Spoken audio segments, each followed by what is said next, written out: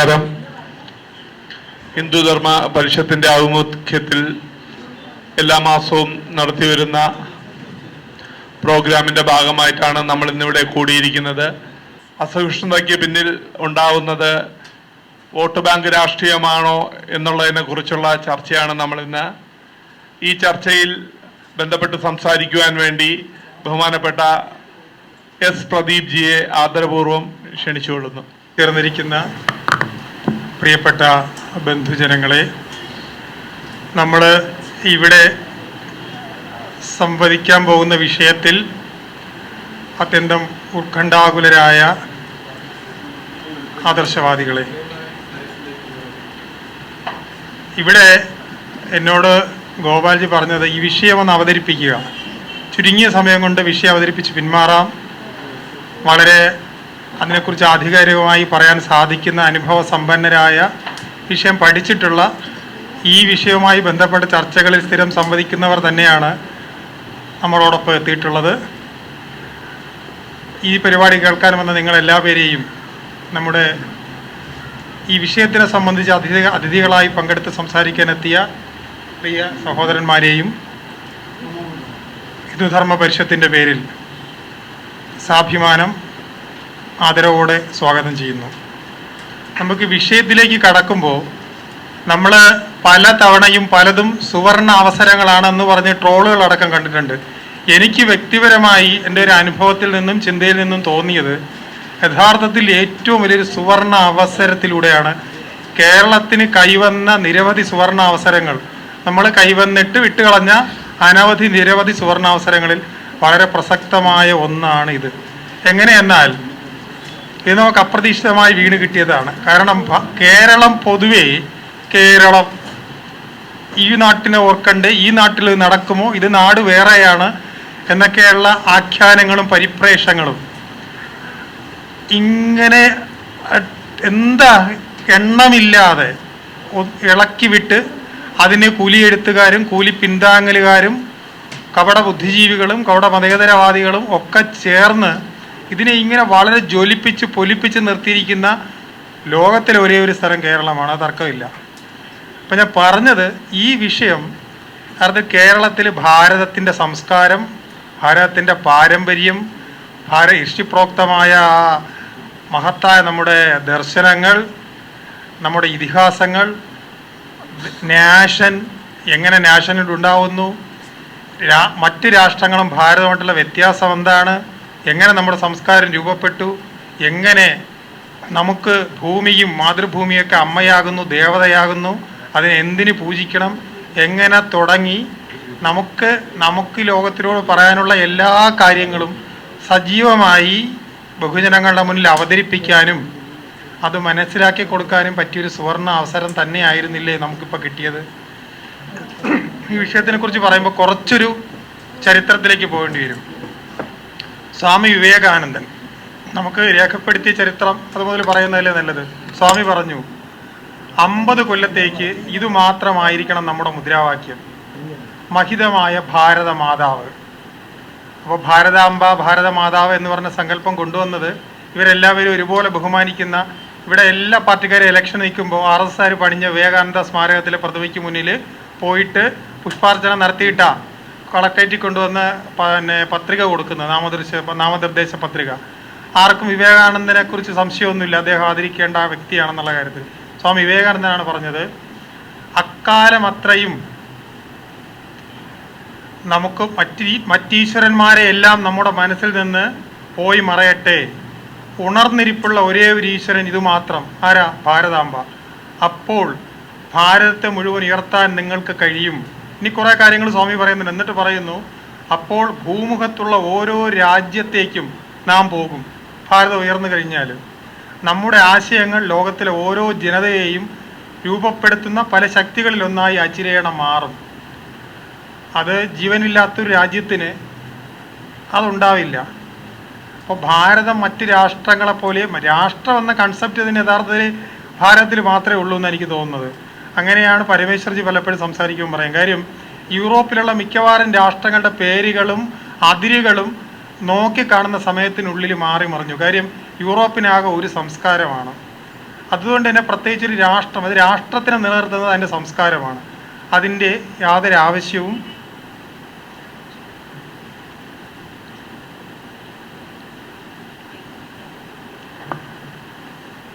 പ്രത്യേകിച്ച് അതിൻ്റെ യാതൊരു ആവശ്യവുമില്ല. അതുകൊണ്ട് തന്നെ നമ്മൾ പണ്ട് പഠിച്ചിട്ടുള്ള പ്രഷ്യ ഇപ്പോഴില്ല, ജർമ്മനി വന്നു, ഇങ്ങനെ നിരവധി രാജ്യങ്ങളുണ്ട്. പിന്നെ ചെക്കോസ്ലോവാക്യയ്ക്ക് എത്രയോ കഷ്ണങ്ങളായി, ചെക്കോസ്ലോവാക്യ ഇല്ല, യുഗോസ്ലോവാക്യൊന്നും ഇല്ലയെന്ന് തോന്നുന്നു. അവർക്കൊരു രാഷ്ട്രം എന്ന നിലയ്ക്ക് അല്ലെങ്കിൽ രാജ്യം എന്ന നിലയ്ക്ക് പേരൊക്കെ നഷ്ടപ്പെട്ടാലും മറ്റൊന്നിൻ്റെ ഭാഗമായാലും അതുകൊണ്ട് യാതൊരു വിഷവുമില്ല. അങ്ങനെ അതിപുരാതനമായ ഒരു സംസ്കാരത്തിൽ നിന്നും നമ്മുടെ നാട് രൂപപ്പെട്ട് അതിന് ഭാരതമെന്ന് പേര് വന്ന് ഇന്നും പ്രസക്തമായിരിക്കുന്ന ഭാരതം എന്ന പേര് തന്നെ എത്രയോ സഹസ്രാബ്ദങ്ങൾക്ക് മുമ്പ് ജീവിച്ചിരുന്നു, തെളിവ് തന്നെ ഇല്ല അതിന് എന്ന് നമ്മളെല്ലാവരും ഒരുപോലെ വിശ്വസിക്കുന്ന ഭാരത ചക്രവർത്തിയുടെ പേരിലാണ്. ആലോചിച്ച് നോക്കും, നമ്മുടെ ഒരു സംസ്കാരത്തിൻ്റെ ഒരു നൈരന്തര്യം. അതൊരു ചെറിയ കാര്യമില്ല, ഒരു രാജ്യത്തിനും ഉണ്ടാവില്ല. കാര്യം ഗ്രീക്കുണ്ട്, പിന്നെ അതുപോലെ പല പല സംസ്കാരങ്ങൾ, റോമ സംസ്കാരം ഉണ്ടായിരുന്നു. പക്ഷേ റോം എന്ന പേരല്ലാതെ അന്നത്തെ പോലെ ഒന്നിൻ്റെയും പേരിൽ ഇന്നത്തെ ഇറ്റലി അറിയപ്പെടുന്നില്ല. റോമ സാമ്രാജ്യം തന്നെ ഇല്ല. ഇന്ന് റോം ഉൾപ്പെടുന്നത് ഇറ്റലി എന്ന രാജ്യമാണ്. അതുപോലെ ഈ അമ്മ എന്ന സങ്കല്പത്തിൽ അടുത്ത് പറയാനുള്ള കാര്യം, നമ്മളെ ഭാരത സ്വാതന്ത്ര്യ സമര ചരിത്രത്തെയും ഒക്കെ ഏറ്റവും കൂടുതൽ സ്വാധീനിച്ചൊരു സംഗതി വന്ദേ മാതരമാണ്. വന്ദേ മാതരം എന്ന് പറഞ്ഞാൽ അമ്മയെ പ്രണമിക്കുന്നു, അമ്മയെ വന്ദിക്കുന്നു, അമ്മയെ ആരാധിക്കുന്നു എന്നുള്ളതാണ്. ഇത് RSS കൊണ്ടുവന്നതല്ല, നമ്മുടെ മന്ത്രിമാർ പറഞ്ഞതുപോലെ. ഇത് RSS ഒക്കെ ഉണ്ടാകുന്നതിന് മുമ്പേ ഭാരതത്തിനെ ആകെ ഇളക്കി മറിച്ച, രാജ്യം മുഴുവൻ ഒരു കടലായി അലയടിച്ച മുദ്രാവാക്യമാണ്. അടുത്ത് സനാതനധർമ്മം തന്നെ ദേശീയത എന്ന് പ്രഖ്യാപിക്കുന്ന വിശ്വപ്രസിദ്ധമായ പ്രസംഗത്തിൽ മഹർഷി അരവിന്ദൻ പറയുന്നു, സനാതനധർമ്മം തന്നെ ദേശീയത അഥവാ ദേശീയത്വം രാഷ്ട്രീയമല്ല, പകരം അതൊരു മതമാണ്, തത്വസംഹിതയാണ്, വിശ്വാസമാണ്, അത് സനാതനധർമ്മമാണ്. ഈ ഹിന്ദു രാഷ്ട്രം സനാതനധർമ്മത്തോടു കൂടിയാണ് രൂപം കൊണ്ടത്. അപ്പം സനാതനധർമ്മത്തോട് രൂപം കൊണ്ട ഹിന്ദു രാഷ്ട്രത്തിലെ സനാതനധർമ്മത്തിൻ്റെ മഹത്തായൊരു ഭാഗവുമാണ് മാതൃഭൂമി, മാതൃദേവത, ഭാരതാംബ എന്ന സങ്കല്പം. അത് ഇന്നോ ഇന്നലെയോ ആരും അവരുടെ എന്തെങ്കിലും ഒരു ബിസിനസ്സിന് വേണ്ടി അടിച്ചേൽപ്പിച്ച ഒരു സംഗതിയേ അല്ല. ഇനി അതിനു മുന്നേ 1547 മുതൽ 1640 വരെ ജീവിച്ചിരിക്കുകയും 1600 മുമ്പ് രചിച്ചു എന്ന് കരുതുന്ന ജ്ഞാനപ്പാനയിൽ ഭാരത മഹിമ പറയുന്നുണ്ട്. അദ്ദേഹം കോഴിക്കോട് സാമൂതിരിയുടെ മഹിമയല്ല പറഞ്ഞത്. അന്ന് ഇവിടെ നിരവധി നാട്ടുരാജ്യങ്ങളും പ്രത്യേകം ചുങ്കങ്ങളും കാര്യങ്ങളൊക്കെ ഉള്ളതാ. തിരുവിതാംകൂറിലേക്ക് വരണമെങ്കിൽ, അതിൻ്റെ ഇപ്പുറത്ത് കൊച്ചി രാജ്യത്തേക്ക് വരണമെങ്കിലൊക്കെ പ്രത്യേക തീരുവകളും കാര്യങ്ങളും ചെക്ക് പോസ്റ്റുകളൊക്കെ അന്നും ഉണ്ടായിരുന്നു. പക്ഷേ അദ്ദേഹം എഴുതിയത് കോഴിക്കോട് സാമൂതിരി മഹത്വമല്ല, സാമൂതിരി രാജാവിൻ്റെ മഹത്വമല്ല, ഭാരത മഹിമയാണ്. അതിലൊട്ടേറെ കാര്യങ്ങൾ അദ്ദേഹം പറയുന്നുണ്ട്. നമ്മൾ ജ്ഞാനപ്പാന സ്ഥിരമായി കേൾക്കുന്നതാണ്. നമ്മൾ വെച്ച് കേട്ടില്ലെങ്കിലും അമ്പലങ്ങളിലും പരിസരത്തൊക്കെ പോകും കേൾക്കും. അതിൽ ഭാരത മഹിമ എന്ന ഭാഗം വളരെ പ്രശസ്തമാണ്. ഏറ്റവും കുറഞ്ഞ 400 കൊല്ലം മുമ്പ് അവതരിച്ച ആണ് ജ്ഞാനപ്പാന. ഒരു സമ്പൂർണ്ണ രാഷ്ട്രത്തിൽ അനേക നൂറ്റാണ്ടുകളിലെ തപശ്ചര്യയുടെയും ത്യാഗത്തിൻ്റെയും അനുഭൂതികളുടെയും വിജ്ഞാനധാരയുടെയും പറ്റാത്ത ഉറവിടങ്ങളിലൂടെയാണ് അത് രൂപപ്പെടുന്നത്. ഭാരതം പോലെ രാജ്യത്തിന് ഇതേറെ പ്രസക്തമാണ്. ഇത് പരമേശ്വരജി പറഞ്ഞതാണ്. ഭാരതമാതാവ് എന്ന സങ്കല്പവും ഈ അനാദികാലമായി നമ്മുടെ സംസ്കാരത്തിൻ്റെ ഉറവ വറ്റാത്ത ധാരയിലൂടെ രൂപപ്പെട്ടു വന്ന ഒരു സങ്കല്പമാണ്. ഇനി നമുക്ക് പറയേണ്ടി വന്ന, ഇപ്പോൾ ഇതൊരു വിവാദമാകാനുള്ള കാരണം വയറ്റിപ്പഴപ്പാണ്. അല്ല, ഇതിനോടൊന്നും സത്യത്തിൽ ഒരാൾക്കും ഒരു വിരോധമൊന്നുമില്ല. ഇതൊക്കെ പറയുന്നതിൽ മടിയുമില്ല. കാര്യം ഉദരനിമിത്തം ബഹുകൃത വേഷം എന്നുള്ളത് നമ്മുടെ എല്ലാം ഒരു പ്രധാന പരിപാടിയായിട്ട് മാറിയിട്ടുണ്ട്. അപ്പം ഇതിപ്പോൾ പറഞ്ഞില്ലെങ്കിൽ പ്രശ്നമാണ്. ഈ ഓരോ ദിവസവും RSSനെയോ ഹിന്ദുത്വത്തിനെയോ സനാതനധർമ്മത്തിനെയോ ഭാരതീയതയോടൊക്കെ കണക്ട് ചെയ്ത് എന്തെങ്കിലും പറഞ്ഞ് ആരെയെങ്കിലും കൈയടി വാങ്ങാം, എൻ്റെ ചോറും കൂറും പ്രഖ്യാപിക്കാം, എനിക്ക് കുറച്ചു കാലം കൂടി ഈ നാടിനെ ദ്രോഹിച്ച് ഇവിടെ ജീവിക്കാം, അധികാരത്തിലിരിക്കാം എന്ന ആഗ്രഹത്തിൻ്റെ പുറത്ത് അതേ ലക്ഷ്യമായി നടക്കുന്നവർക്ക് കിട്ടുന്ന പിടിവെള്ളുകളാണ്. ഇനി അടുത്ത അതിലേക്ക് വരുന്നതിന് മുമ്പ് പറയാനുള്ളൊരു കാര്യം, ഇത് ഒരു RSSകാരനും ഒന്നും പറഞ്ഞതല്ല. വലിയ മതേതരവാദിയായിരുന്ന എല്ലാവരും കൊണ്ടാടുന്ന ശ്രീരാമകൃഷ്ണ മിഷൻ്റെ പ്രസിഡന്റ് ആയിരുന്ന സ്വാമിജി പറഞ്ഞ ഒരു അതിപ്രശസ്തമായൊരു വീക്ഷണമാണ് സ്വാമിജിയുടെ. ഇസ്ലാം ഏറ്റവും ശക്തമായ രീതിയിൽ ഇന്ത്യയിലെത്തിയത് വിവരം കെട്ട മതഭ്രാന്തരിലൂടെയും വിജേതാക്കളായ സൈനിക മേധാവികളിലൂടെയുമായിരുന്നു. അത് ഹിന്ദു മനസ്സിൽ ഇസ്ലാമിനെ കുറിച്ച് വെറുപ്പും ദ്വേഷവും ഉളവാക്കി. സംസ്കാരം തമ്മിലുള്ള സമ്പർക്കം കയ്പേറിയ ഫലങ്ങൾ സൃഷ്ടിച്ച ചരിത്രത്തിലെ ദുഃഖകരമായ ഒരു അധ്യായമായി ഇത് അവശേഷിക്കുന്നു. ആ കയ്യേറ്റത്തിൻ്റെ ദുഃഖകരമായ ഒരു അധ്യായത്തിൻ്റെ പലതരത്തിലുള്ള തുടർച്ചകളാണ് ഇന്ന് നമ്മൾ അനുഭവിക്കുന്ന ഈ കാര്യം വരെ. കാരണം എന്താ, ഞാൻ ഈ കാവ്യ പതാകയെ അംഗീകരിക്കില്ല, ഈ ഭാരതാംബയെ അംഗീകരിക്കില്ല എന്ന് പറഞ്ഞാൽ ആർക്കാ സന്തോഷം ഉണ്ടാവുക? ഒരേ ഒരു മൂർത്തിയല്ല, ഒരേ ഒരു ആരാധ്യനല്ലാതെ വേറെ ആരും ഇല്ല, വേറെ ആരും വന്ദനീയരല്ല എന്ന് പറയുന്നവർക്കാണ് ഏറ്റവും സന്തോഷം ഉണ്ടാവുക. അപ്പോൾ ഈ സന്തോഷം സാധിക്കാൻ വേണ്ടിയാണ് ഇവർ ഇത് സ്ഥിരമായി ഇങ്ങനെ കാണിക്കുന്നത്. ഈ പറയുമ്പോൾ തന്നെ അവർക്ക് ചിരിയായിരിക്കുമെന്ന് എനിക്ക് തോന്നുന്ന കാര്യം, നല്ലൊരു സംഗതി ഒത്തുകിട്ടി. പല കമ്മ്യൂണിസ്റ്റ് പാർട്ടി സഹാക്കന്മാരോടൊക്കെ പിന്നെ സംസാരിക്കുമ്പം അവരിതൊന്നും ഒട്ടും സീരിയസ് അല്ല എന്നാണ് അത് പ്രസംഗിച്ചിട്ട് പോകുന്നതും. ഈയിടയ്ക്ക് ഞാൻ ഊരൂട്ടമ്പലം നിൽക്കുമ്പോൾ അവിടെ ഒരാൾ പ്രസംഗിക്കുന്നു ഈ സകല നവോത്ഥാന കാര്യങ്ങളും. കാര്യം മിക്കവാറും എല്ലാ നവോത്ഥാന പ്രക്രിയകളും കമ്മ്യൂണിസ്റ്റ് പാർട്ടി രൂപപ്പെടുന്നതിന് മുമ്പേ കേരളത്തിൽ നടന്നു കഴിഞ്ഞു. ഇങ്ങനെ പ്രസംഗിക്കുക, നങ്ങേലി മുലമുറിച്ചു, മുണ്ടുകൊടുക്കാൻ പഠിപ്പിച്ചു, അങ്ങനെയൊക്കെ. അപ്പോൾ ഈ കഴിഞ്ഞ് പ്രസംഗിച്ച ആൾ റോഡിൻ്റെ ഇപ്പുറത്ത് വന്നപ്പോൾ ഞാനിതെല്ലാം അവിടെ നിന്ന് കേട്ടിട്ട് ഞാൻ നമ്പരൊക്കെ വാങ്ങിച്ചു, എന്നാർ വാങ്ങിച്ചുകൊണ്ട് ഒരു പ്രസംഗം പുള്ളിക്ക് വാട്സപ്പ് ചെയ്ത് കൊടുത്തു. എന്നിട്ട് ഞാൻ ചോദിച്ചു, ഇങ്ങനെയൊക്കെ അല്ലേ ചേട്ടാ കാര്യം, എന്താണ് ചുമതല? ഞാൻ ഏരിയ കമ്മിറ്റി അംഗമാണ്, നിശ്ചയിച്ച പരിപാടിയാണ്, അപ്പോൾ ഇതൊക്കെയല്ലേ കാര്യം. ഞാൻ പുള്ളി ദേഷ്യപ്പെടുകയൊക്കെ ചെയ്യുന്നു. അപ്പോൾ എന്നെ ഇങ്ങനെ നോക്കിയിട്ട് ചിരിച്ചിട്ട് പുള്ളി ദേഹത്ത് തട്ടി. അത് ഞങ്ങൾക്ക് ഇതൊക്കെ അറിയാൻ പാടില്ല, എന്നിട്ടൊന്നുമല്ല, ഇത് ഞങ്ങളിങ്ങനെ ദശാബ്ദങ്ങളായിട്ട് ഇതിങ്ങനെ പറഞ്ഞുകൊണ്ടിരിക്കുകയാണ്. പാർട്ടി എന്നോടൂടെ പറയണമെന്ന് പറഞ്ഞു. പാർട്ടി എൻ്റെ ഒരു ജീവിതോപാധിയാണ്. ഞാൻ പറഞ്ഞു, സഹോദരൻ ഇതിലൊന്നും വിഷമിക്കരുതെന്ന മട്ടില്ല പുള്ളിയെ. ഇനി നമുക്ക് ഇവിടെ പറഞ്ഞത് RSSൻ്റെ പതാക, കാവ്യ പതാക ഞങ്ങൾ പതാകയായിട്ട് അംഗീകരിക്കില്ല. അങ്ങനെയാണെങ്കിൽ എന്തുകൊണ്ടാണ് ഇവർ അവിടെ ഒരു ദേശീയ പതാകയുള്ള ഒരു പതാക വെച്ച ഭാരതാംബയെ വയ്ക്കാത്തതെന്ന് പിന്നെയുള്ള ചർച്ചകളിൽ നമ്മൾ കേട്ടു. 1931 നമ്മുടെ AICC ഒരു പതാക കമ്മിറ്റി, ഭാരതത്തിന് സ്വാതന്ത്ര്യം കിട്ടുമെന്ന് ഉറപ്പാണ്. അപ്പോൾ സ്വാതന്ത്ര്യം കിട്ടിയാൽ എന്തായിരിക്കണം നമ്മുടെ പതാക, എങ്ങനെയായിരിക്കണം എന്ന് പറഞ്ഞൊരു കമ്മിറ്റി വെച്ചിരുന്നു.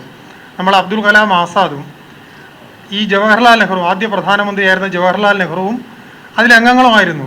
ഇവരൊരു റിപ്പോർട്ട് സമർപ്പിച്ചു ഗാന്ധിജി അടക്കമുള്ളവർക്ക്.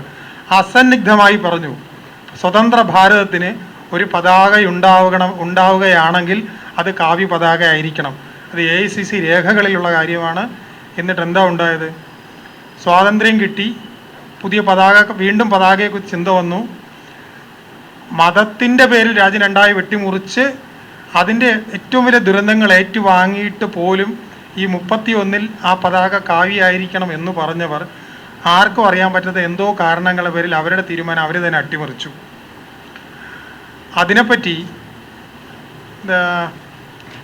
ഡിവൈഡിങ് ഇന്ത്യ എന്ന പുസ്തകത്തിൽ, അതിൻ്റെ പേര് ഞാൻ പറഞ്ഞു, അദ്ദേഹം പറയുന്നത് നമ്മൾ പരീക്ഷിച്ചു പരാജയപ്പെട്ട മതപ്രീണനത്തിൻ്റെ ഭാഗമായിട്ടാണ് അത് ഉപേക്ഷിച്ചത്.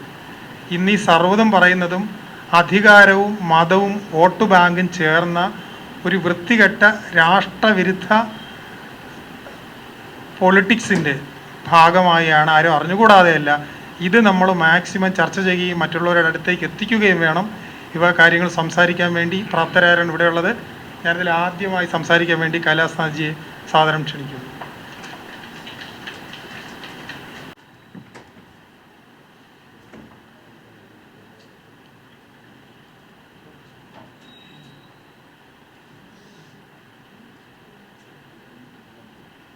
നമ്മുടെ ഗവർണർ ആരിഫ് മുഹമ്മദ് ഖാൻ പോയപ്പോൾ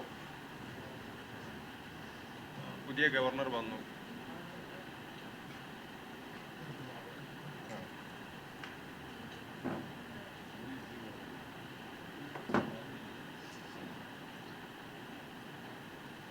മാധ്യമങ്ങളൊക്കെ എഴുതിയത് പുതിയ ഗവർണർ കുറച്ച് സോഫ്റ്റാണ്, മാന്യനാണ് എന്ന് വെച്ചാൽ ആരിഫ് ഖാൻ മാന്യനല്ല. CPMൻ്റെ നേതാക്കൾ ഡൽഹിയിൽ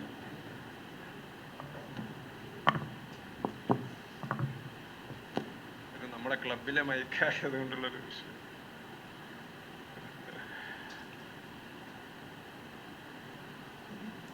അവർ ധനകാര്യമന്ത്രിയെ കാണാൻ പോയി. അപ്പം ആ സമയത്ത് മുഖ്യമന്ത്രി, എനിക്ക് തോന്നുന്നു KB തോമസും, ആ സമയത്ത് ഗവർണറും കൂടെ ഉണ്ടായിരുന്നു. അപ്പം അതിൻ്റെ ഒരു പ്രോട്ടോക്കോളിനെ കുറിച്ചൊക്കെ പലരും ചർച്ച ചെയ്തു. ആ സമയത്ത് പറഞ്ഞിരുന്നത് ഒരു അണ്ടർസ്റ്റാൻഡിംഗ് ആണിപ്പോൾ, അതായത് പുതിയ ഗവർണറും കേരളത്തിലെ മുഖ്യമന്ത്രിയായിട്ട് നല്ലൊരു ധാരണയിലെത്തിയിരിക്കുകയാണ്. കാരണം നേരത്തെ ആരിഫ് മുഹമ്മദ് ഖാനെ തെരുവിൽ തല്ലാൻ വേണ്ടി പോയ ആളുകളാണ്. അപ്പം അദ്ദേഹം മുണ്ട് മാടിക്കുത്തി വാടാന്ന് പറയുമ്പോൾ പോടാന്ന് പറയാനുള്ളൊരു തൻ്റെ ഇടമുള്ള ആളായതുകൊണ്ട് അവർ കീഴടങ്ങി. രാജേന്ദ്രനാഥ് അർലേക്കർ അദ്ദേഹം ഒരു മാന്യനാണ്, അതുകൊണ്ട് CPM പറഞ്ഞതൊക്കെ കേൾക്കും എന്നുള്ളതാണ് എല്ലാവരും ധരിച്ചു വച്ചിരുന്നത്.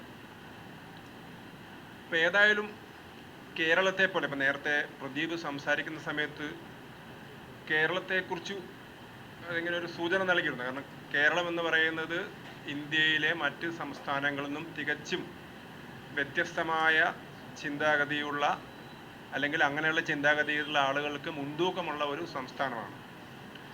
അപ്പം അതുകൊണ്ടാണ് ഇവിടെ മതേതരം എന്ന് പറയുമ്പോൾ നമ്മൾ എന്തെങ്കിലും ഒരു വാക്ക് ഹിന്ദു എന്ന് പറഞ്ഞാൽ നമ്മൾ ബാലൻസ് ചെയ്യാൻ മുസ്ലിം, ക്രിസ്ത്യൻ എന്ന് പറയണം എന്ന് വിശ്വസിക്കുന്ന ആളുകളാണ്. കഴിഞ്ഞ ദിവസം ഒരു പ്രമുഖ ചാനലിൻ്റെ ഒരു അവതാരിക അങ്ങനെ പറഞ്ഞു, നിങ്ങളെ ഈ ധ്വജം എന്നൊക്കെയാണ് അവർ പറഞ്ഞത്. അവരേതോ നാട്ടിൽ നിന്ന് അമേരിക്കയിൽ നിന്നൊക്കെ വന്ന പോലെയാണ് അവർ പറയുന്നത്. അത് പറയുമ്പോൾ നിങ്ങൾ മുസ്ലിങ്ങൾ, ക്രിസ്ത്യൻസിന് അവർക്ക് പ്രശ്നമാവില്ലേ എന്നൊക്കെ പറഞ്ഞു. അപ്പം എന്തു പറയുമ്പോഴും നമ്മളൊന്ന് ബാലൻസ് ചെയ്യണം എന്ന് ചിന്ത ഉള്ള ആളുകളാണ് കേരളത്തിലെ ആളുകൾ. അപ്പം അങ്ങനെയുള്ളൊരു സംസ്ഥാനത്തെ ജനങ്ങളെ വളരെ പെട്ടെന്ന് തന്നെ അദ്ദേഹം വരച്ച വരയിൽ നിർത്തി കേരളത്തിലെ നേതാക്കന്മാരെ എന്നുള്ളതാണ് ഈ സംഭവത്തിൻ്റെ ഒരു വലിയൊരു ദൃഷ്ടാന്തമായിട്ട് നമുക്ക് കാണാൻ കഴിയുന്നത്. കാരണം നമ്മൾ കൊച്ചുനാൾ മുതലേ പല ആക്ടിവിറ്റീസും ചെയ്യുന്ന ആളുകളാണ്. ആ സമയത്ത് നമ്മൾ പല രാഷ്ട്രീയ പാർട്ടികളുടെയും പല സംഘടനകളുടെയും ഒക്കെ പ്രകടനങ്ങളും ജാഥകളും സമ്മേളനങ്ങളും ഒക്കെ കാണും. അപ്പം ഞാൻ ഇതുവരെ നമ്മളൊരു പൊതുരംഗം, നമ്മൾ ഒരു ചെറുപ്പത്തിൽ അങ്ങനെ നോക്കുമ്പോൾ ഒരു ദശാബ്ദങ്ങളായിട്ട് നമ്മൾ നാട്ടിൽ കാര്യങ്ങളൊക്കെ കണ്ടുകൊണ്ടിരിക്കുകയാണ്. ഞാൻ ഇതുവരെ ഭാരത് മാതാ കി ജയ് എന്ന് ഒരു കമ്മ്യൂണിസ്റ്റുകാരനോ മറ്റേതെങ്കിലും പാർട്ടിക്കാരനോ വിളിക്കുന്നത് ഞാൻ കേട്ടിട്ടില്ല. ചിലപ്പം കോൺഗ്രസിൻ്റെ സേവാദളുകാരൻ എവിടെയോ വിളിച്ചോ എന്ന് എനിക്ക് അങ്ങനെ ഒരു 100% പറയാൻ പറ്റില്ല. ചിലപ്പോൾ വിളിച്ച് കാണുമായിരിക്കും. പക്ഷേ ആരും ഭാരത് മാതാ കി ജയ് വിളിക്കുന്ന ഒരു ദിവസം ഞാൻ TV യിൽ നോക്കുന്ന സമയത്ത് ബിനോയ് വിശ്വം ഭാരത് മാതാ കി ജയ് എന്ന് ആവേശത്തോടു കൂടി വിളിക്കുകയാണ്. സത്യത്തിൽ അത് വിളിപ്പിച്ചത് ആരാണ്? ഗോവയിൽ നിന്ന് വന്ന രാജേന്ദ്ര അർലേക്കർ എന്ന് പറയുന്ന ഒരു ഗവർണറാണ്. അപ്പം അവിടെ ശരിക്ക് ആദ്യത്തെ വിമർശനം കൊണ്ട് തന്നെ CPI എന്ന് പറയുന്ന പാർട്ടി എക്സ്പോസ്ഡ് ആയി എന്നുള്ളതാണ്. അവരെത്ര ടേണാണ് അവരടിക്കുന്നത്. ഇത് മുമ്പുള്ള കേരളത്തിൽ നടക്കുമായിരുന്നില്ല. കാരണം നമുക്കെതിരെ, അതായത് ഭാരതമാതാവ് എന്തോ മോശമാണെന്ന രീതിയിൽ പറഞ്ഞ ഒരാൾ തികച്ചും ഒരു അനൗചിത്യം, അല്ലെങ്കിൽ താനിരിക്കുന്ന ഒരു മന്ത്രി പദവി, ആ മന്ത്രി പദവിയുടെ ആ ബഹുമാന്യതയെ അപമാനിക്കുന്ന രീതിയിലാണ് അദ്ദേഹം ഒന്ന് നമ്മളിപ്പോൾ പറയുമ്പോൾ മാന്യനാണ്, പരിസ്ഥിതി പ്രവർത്തകനാണ്, നല്ല ആളാണെന്നൊക്കെ പറയും. പക്ഷെ അദ്ദേഹത്തിൻ്റെ ആറ്റിറ്റ്യൂഡ് വളരെ മോശമായിരുന്നു. കാരണം ഒരു ഗവർണർ, സംസ്ഥാനത്തിൻ്റെ ഭരണഘടനാ തലവനായ ഗവർണറുടെ രാജ്ഭവനിൽ വെച്ച് സർക്കാർ തന്നെ തീരുമാനിച്ച ഒരു പരിപാടി ഒരു മന്ത്രി ധാർഷ്ട്യത്തോടുകൂടി അതിൽ നിന്ന് പിന്മാറുകയാണ്. അതിൻ്റെ കാരണം എന്താണ്? ഭാരതമാതാവിൻ്റെ പടം വെച്ചു. പക്ഷെ അദ്ദേഹം മാധ്യമ പ്രവർത്തകരോട് പറഞ്ഞു അതിൽ കാവിക്കൊടി വെച്ചത് കൊണ്ടാണ് എനിക്ക് പ്രശ്നമെന്ന് പറഞ്ഞു. അപ്പം സത്യത്തിൽ അദ്ദേഹം പറയുന്ന കാര്യത്തിൽ അല്പമെങ്കിലും ഒരു തൻ്റെ ഇടമുണ്ടായിരുന്നെങ്കിൽ അദ്ദേഹത്തിൻ്റെ വകുപ്പിൻ്റെ പേരിൽ സെക്രട്ടേറിയറ്റിൽ നടത്തിയ പരിപാടിയിൽ ഒരു ത്രിവർണ്ണ പതാക പിടിച്ച് ഒരു ഭാരത് മാതാവിൻ്റെ പടം വെക്കാമായിരുന്നു. അങ്ങനെയാണെങ്കിൽ അദ്ദേഹം പറഞ്ഞത് ശരിയെന്ന് നമുക്ക് തോന്നും. അപ്പം അദ്ദേഹം സത്യത്തിൽ ഈ ഇന്ത്യയുടെ പാരമ്പര്യത്തോടും സംസ്കാരത്തോടും പൈതൃകത്തോടും ഒക്കെ ഉള്ളൊരു വിരോധമാണ്, അല്ലെങ്കിൽ എതിർപ്പാണ് എന്നുള്ളതിൽ അവരുടെ ആറ്റിറ്റ്യൂഡ് അതാണ്, അല്ല അവരുടെ നയം അതാണ്, അവരുടെ കാഴ്ചപ്പാട് അതാണ് എന്നുള്ളത് വളരെ വ്യക്തമാണ്. പക്ഷെ എന്തുകൊണ്ടാണ് പിന്നെ അടുത്ത ദിവസം ഭാരത് മാതാ കി ജയ് വിളിച്ചതെന്നാണ് എനിക്ക് ഇപ്പോഴും മനസ്സിലാവാത്തത്. അതും ബിനോയ് വിശ്വത്തിൻ്റെ പാർട്ടി. ആ പാർട്ടി എന്ന് പറയുന്നത്, ഇപ്പം നമ്മൾ CPM-നെ കുറിച്ച് പറയുമ്പം കേരളത്തിലെ വലിയ ശക്തിയുള്ള പാർട്ടിയാണ്. പക്ഷേ CPI എന്ന് പറയുമ്പോൾ ഒരു കൊല്ലം ജില്ലയിലും തൃശ്ശൂർ ജില്ലയിലും പിന്നെ അത്യാവശ്യം കുറച്ച് സ്ഥലത്തൊക്കെ കാണുന്ന ഒരു പാർട്ടിയാണ്. കേരളത്തിലെ പ്രധാനപ്പെട്ട 4 വകുപ്പുകൾ അവർ കൈകാര്യം ചെയ്യുന്നുണ്ട്. അപ്പം ഞാനൊക്കെ ചെറുപ്പത്തിൽ ഞാൻ സ്കൂളിലേക്ക് പഠിക്കുമ്പോൾ എൻ്റെ ഹെഡ് മാസ്റ്റർക്ക് കൊടുക്കാൻ വേണ്ടി ജനയുഗം പത്രം എൻ്റെ കയ്യിൽ തരുമായിരുന്നു ഒരു സഖാവ്. അപ്പം ആദ്യം മുതലേ നമുക്ക് CPIയെ കുറിച്ച് അറിയാം.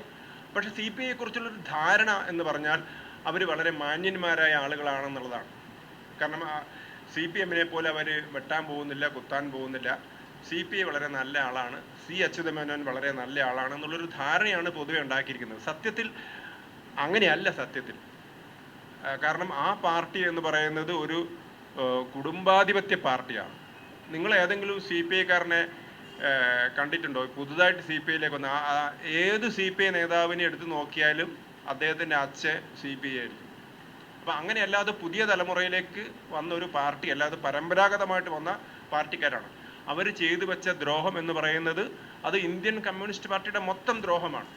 അതിൽ പല ചരിത്രകാരന്മാരും വളരെ വ്യക്തമായിട്ട് പറയുന്നുണ്ട്. കാരണം അത് ഒരു കമ്മ്യൂണിസ്റ്റ് ഇൻ്റർനാഷണലിൻ്റെ ഭാഗമായിട്ടാണ് അവർ ഇന്ത്യയിൽ പ്രവർത്തിച്ചു വരുന്നത്. ഇപ്പോൾ നമ്മൾ ഹിന്ദിയിൽ പറയുമ്പോൾ ഭാരതീയ കമ്മ്യൂണിസ്റ്റ് പാർട്ടി എന്നാണ് പറയുക. പക്ഷേ അവർ പറയുന്നത് കമ്മ്യൂണിസ്റ്റ് പാർട്ടി ഓഫ് ഇന്ത്യ. ആ കമ്മ്യൂണിസ്റ്റ് പാർട്ടി ഓഫ് ഇന്ത്യ എന്ന് പറഞ്ഞാൽ അവർ മലയാളത്തിൽ പറയുമ്പം ഇന്ത്യൻ കമ്മ്യൂണിസ്റ്റ് പാർട്ടി എന്ന് പറയുമെങ്കിലും ഇന്ത്യൻ കമ്മ്യൂണിസ്റ്റ് പാർട്ടിയും കമ്മ്യൂണിസ്റ്റ് പാർട്ടി ഓഫ് ഇന്ത്യ എന്ന് പറയുന്നതും രണ്ടും രണ്ടാണ്. കാരണം കമ്മ്യൂണിസ്റ്റ് പാർട്ടി ഓഫ് ഇന്ത്യ എന്ന് പറഞ്ഞാൽ ലോകത്തെല്ലായിടത്തുമുള്ള കമ്മ്യൂണിസ്റ്റ് പാർട്ടിയുടെ ഇന്ത്യയിലെ ഘടകം എന്നാണ് അവർ അവകാശപ്പെടുന്നത്. പക്ഷേ ഇവരുടെ നേതാവ് ലെനിൻ 1920-കളിലൊക്കെ അദ്ദേഹം പറഞ്ഞത് ഓരോ സ്ഥലത്തെയും തദ്ദേശീയമായിട്ടുള്ള സാമ്രാജ്യത്വ വിരുദ്ധ പോരാട്ടങ്ങളിൽ, ദേശീയവാദികളുടെ പോരാട്ടത്തിൽ അവിടുത്തെ കമ്മ്യൂണിസ്റ്റുകാർ പങ്കെടുക്കണമെന്നാണ് പറഞ്ഞത്.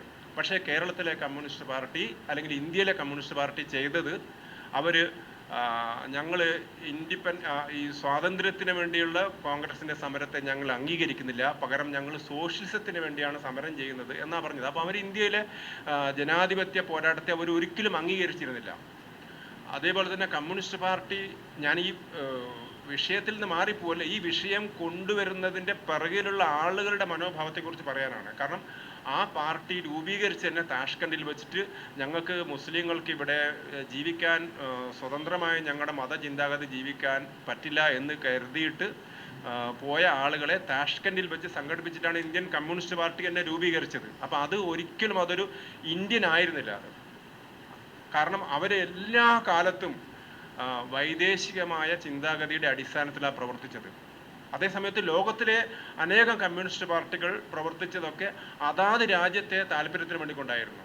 അത് സോവിയറ്റ് യൂണിയൻ ആയാലും ചൈന ആയാലും ഒക്കെ തന്നെ അവരുടെ രാജ്യത്തിൻ്റെ താല്പര്യങ്ങൾക്ക് വേണ്ടി അവർ പ്രവർത്തിച്ചത്. പക്ഷേ ഇന്ത്യയിലെ കമ്മ്യൂണിസ്റ്റ് പാർട്ടി പ്രവർത്തിച്ചത് അവർ കമ്മ്യൂണിസ്റ്റ് ഇൻ്റർനാഷണലിൻ്റെയോ അല്ലെങ്കിൽ അതിൻ്റെ നേതാക്കന്മാരുടെ താല്പര്യത്തിന് വേണ്ടിക്കൊണ്ടായിരുന്നു. അതുകൊണ്ടാണ് 1942-ൽ ക്വിറ്റ് ഇന്ത്യ സമരം നടക്കുന്ന സമയത്ത് നമ്മുടെ സ്വാതന്ത്ര്യ സമരത്തെ ഒറ്റുകൊടുക്കുകയാണ് നമ്മുടെ കമ്മ്യൂണിസ്റ്റുകാർ ചെയ്തത്. ഇപ്പോൾ അവർ പറയുന്നത് വർഗസമരം എന്നാണ് അവർ സ്ഥിരമായി പറഞ്ഞുകൊണ്ടിരിക്കുന്നത്. പക്ഷെ അന്ന് അവർ പറഞ്ഞ് വർഗ സഹകരണം വേണമെന്നാണ് പറഞ്ഞത്. അതായത് ബ്രിട്ടീഷുകാരുടെ കൂടെ നിന്നിട്ട് നമ്മൾ വർഗ സഹകരണം നടത്തണം എന്നാണ് പറഞ്ഞത് 1942-ൽ. കാരണം സോവിയറ്റ് യൂണിയനെ ഹിറ്റ്ലർ ആക്രമിക്കുകയാണ് ചെയ്യുന്നത്. അപ്പം സ്വാഭാവികമായിട്ടും അവരെന്ത് ചെയ്തു? അവർ ബ്രിട്ടീഷ് ചേരിയിലേക്ക് വരികയാണ്. അപ്പോൾ ഇവിടെ ബ്രിട്ടീഷുകാരുടെ എല്ലാ പൈസയൊക്കെ വാങ്ങിക്കൊണ്ട് ഇവിടുത്തെ സ്വാതന്ത്ര്യ സമരത്തെ അടിച്ചമർത്തുകയാണ്, ഒറ്റുകൊടുക്കുകയാണ് ഇന്ത്യയിലെ കമ്മ്യൂണിസ്റ്റ് പാർട്ടി ചെയ്തത്. അവർ പിളരുന്നത് തന്നെ, ഇന്ത്യയിലെ കമ്മ്യൂണിസ്റ്റ് പാർട്ടി 1964-ൽ അവർ പിളരുന്നത് തന്നെ നമ്മൾ ചൈനയുടെ കൂടെ നിൽക്കണോ സോവിയറ്റ് യൂണിയൻ്റെ കൂടെ നിൽക്കണോ എന്നുള്ള ഒരു കാര്യത്തിൻ്റെ മുകളിലാണ് അവർ പിളരുന്നത് തന്നെ. അപ്പോൾ ഇതാണ് ഇന്ത്യയിലെ കമ്മ്യൂണിസ്റ്റ് പാർട്ടിയുടെ അവരുടെ ഒരു പാരമ്പര്യം.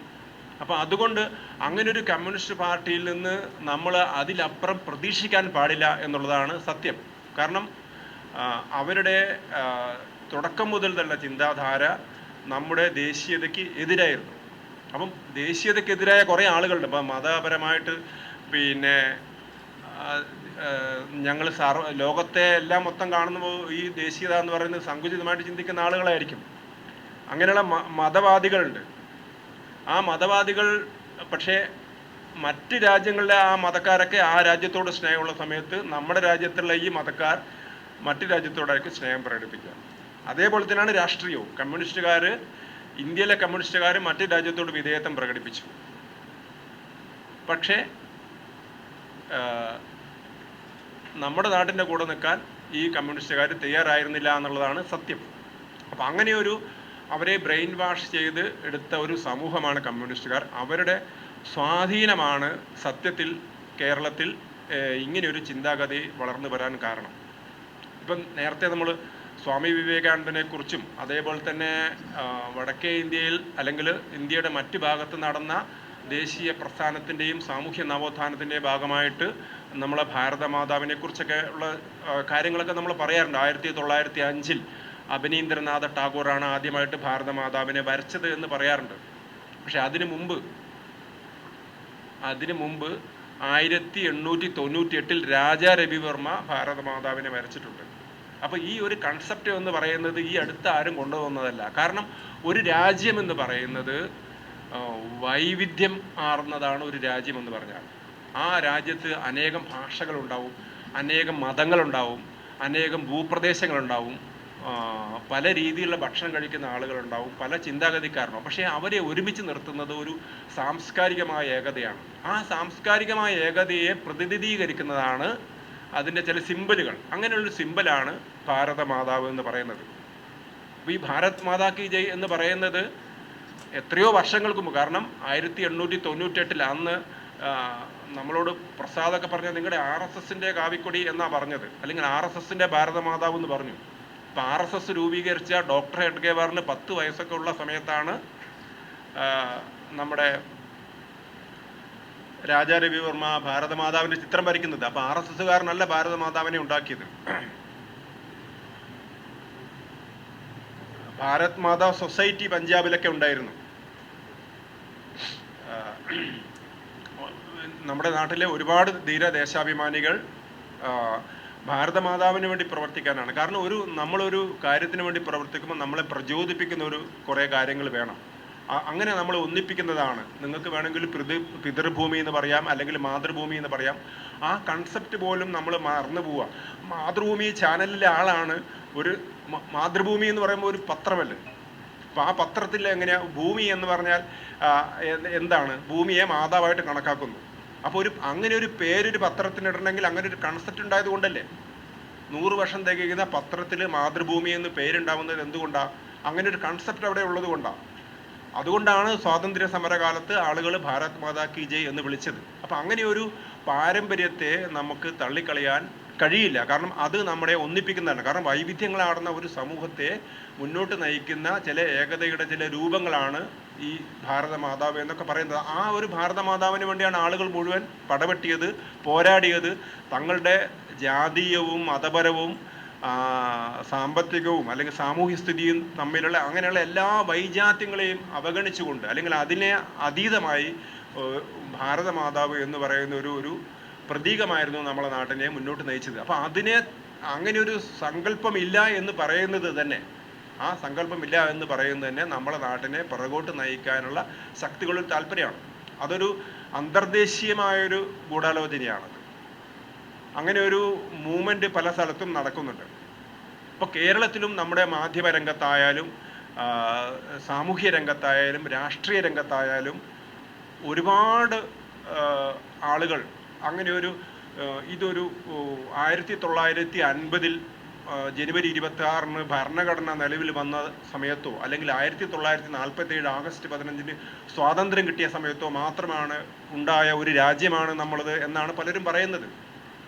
അപ്പം അങ്ങനെ ഒരു ചിന്താഗതിയിലേക്ക് ആളുകളെ വളർത്തിയെടുക്കാൻ ബോധപൂർവമായ ശ്രമം നടന്നിരുന്നു. അപ്പം നമ്മുടേതെന്ന് പറഞ്ഞാൽ നേരത്തെ ഇവിടെ പ്രദീപ് സംസാരിച്ചു. കാരണം നാഷൻ എന്ന് പറയുന്ന ഒരു കൺസെപ്റ്റ് മറ്റു പല സ്ഥലത്തും നാഷൻ എന്ന് പറയുന്നത് അതൊരു ഭൂമിശാസ്ത്രപരമായ ഒരു കാര്യമാണ്. നമ്മളത് അങ്ങനെ ഒരു ഭൂമിശാസ്ത്രപരമല്ല നമ്മുടെ നാഷൻ എന്ന് പറയുന്നത്. നമ്മുടെ നാഷൻ എന്ന് പറയുന്നത് സാംസ്കാരികമായ നാഷനാണ്. അതുകൊണ്ടാണ് അഖണ്ഡ ഭാരതം എന്നൊക്കെ നമ്മൾ പറയുന്നത്. അപ്പോൾ അതൊരു ജിയോഗ്രഫിക്കലായിട്ടുള്ളൊരു സംഭവമല്ല. 1947 നമുക്ക് സ്വാതന്ത്ര്യം കിട്ടി, 50 നമ്മൾ ആ ഭരണഘടന നമ്മൾ അംഗീകരിക്കുന്നു. പക്ഷെ അതുകൊണ്ട് പഴയ ഭാരതം ഇല്ലാതാവുന്നില്ലല്ലോ.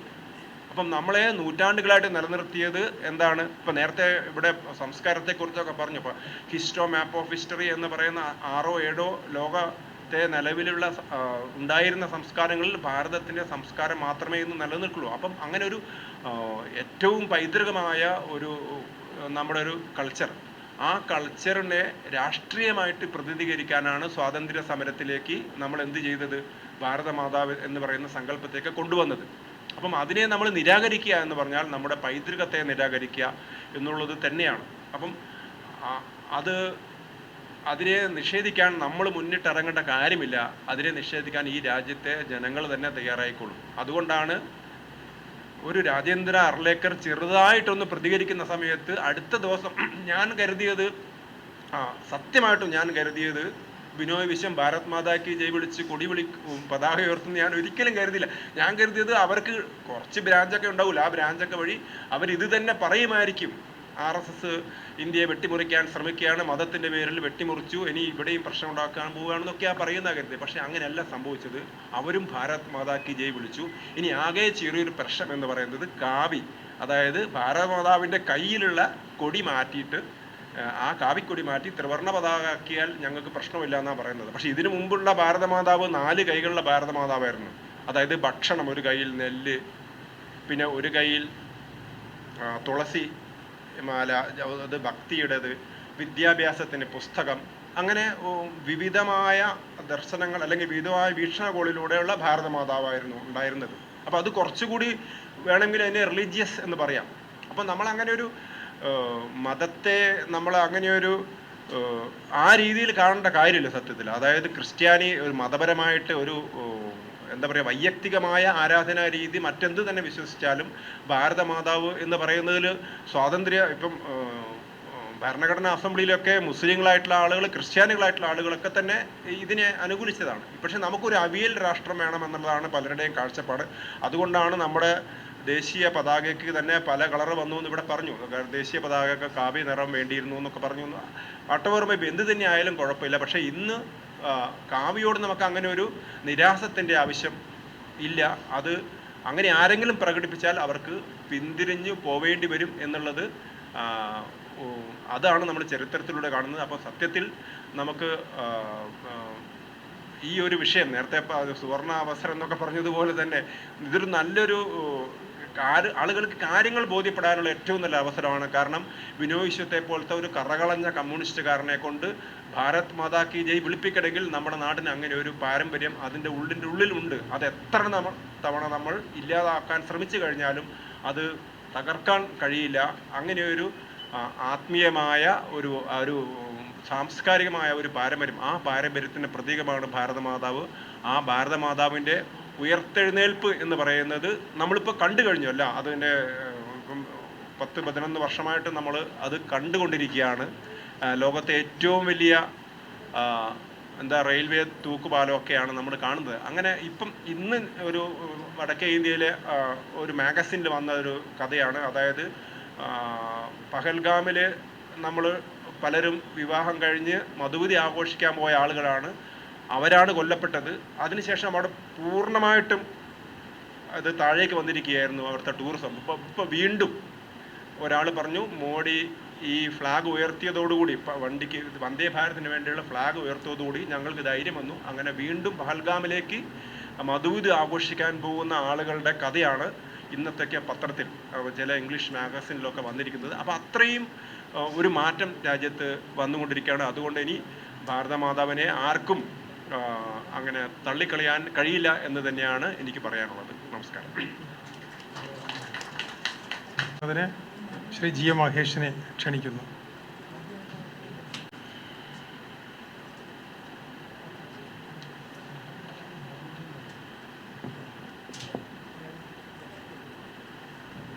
വേദിയിലുള്ള എനിക്ക് മുമ്പ് വിഷയം അവതരിപ്പിച്ച മുതിർന്ന മാധ്യമ പ്രവർത്തകൻ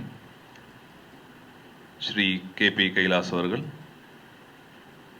വിഷയം അവതരിപ്പിക്കാനുള്ള യുവ മാധ്യമ പ്രവർത്തകൻ ശ്രീ ശ്യാം ബാബു കൊറോത്ത്, ആമുഖം നമ്മുടെ മുന്നിൽ അവതരിപ്പിച്ച ശ്രീ പ്രദീപ് അവർകൾ, സ്നേഹനിധിയായ ഗോപാൽജി, മറ്റ് ഈ സദസ്സിലിരിക്കുന്ന മറ്റ് വിശിഷ്ട വ്യക്തികളെ, ഗുരുജനങ്ങളെ വിനീത നമസ്കാരം. വളരെ കാതലായ വിഷയം ആമുഖത്തിലും അതിനുശേഷമുള്ള വിഷയാവതരണത്തിലും നമ്മുടെ മുന്നിൽ അവതരിപ്പിച്ചു കഴിഞ്ഞിരിക്കുകയാണ്. ജൂൺ 5-ാം തീയതി ഉച്ച കഴിഞ്ഞാണ് കേരളത്തിലെ മാധ്യമ പ്രവർത്തകർ കേരളീയ പൊതുസമൂഹത്തിന്റെ മുന്നിൽ ഗവർണർ ഏകപക്ഷീയമായ വർഗീയതയുടെ പ്രതിനിധിയായി അവതരിപ്പിച്ചുകൊണ്ടുള്ള വാർത്തകൾ പുറത്തുവിടുന്നത്.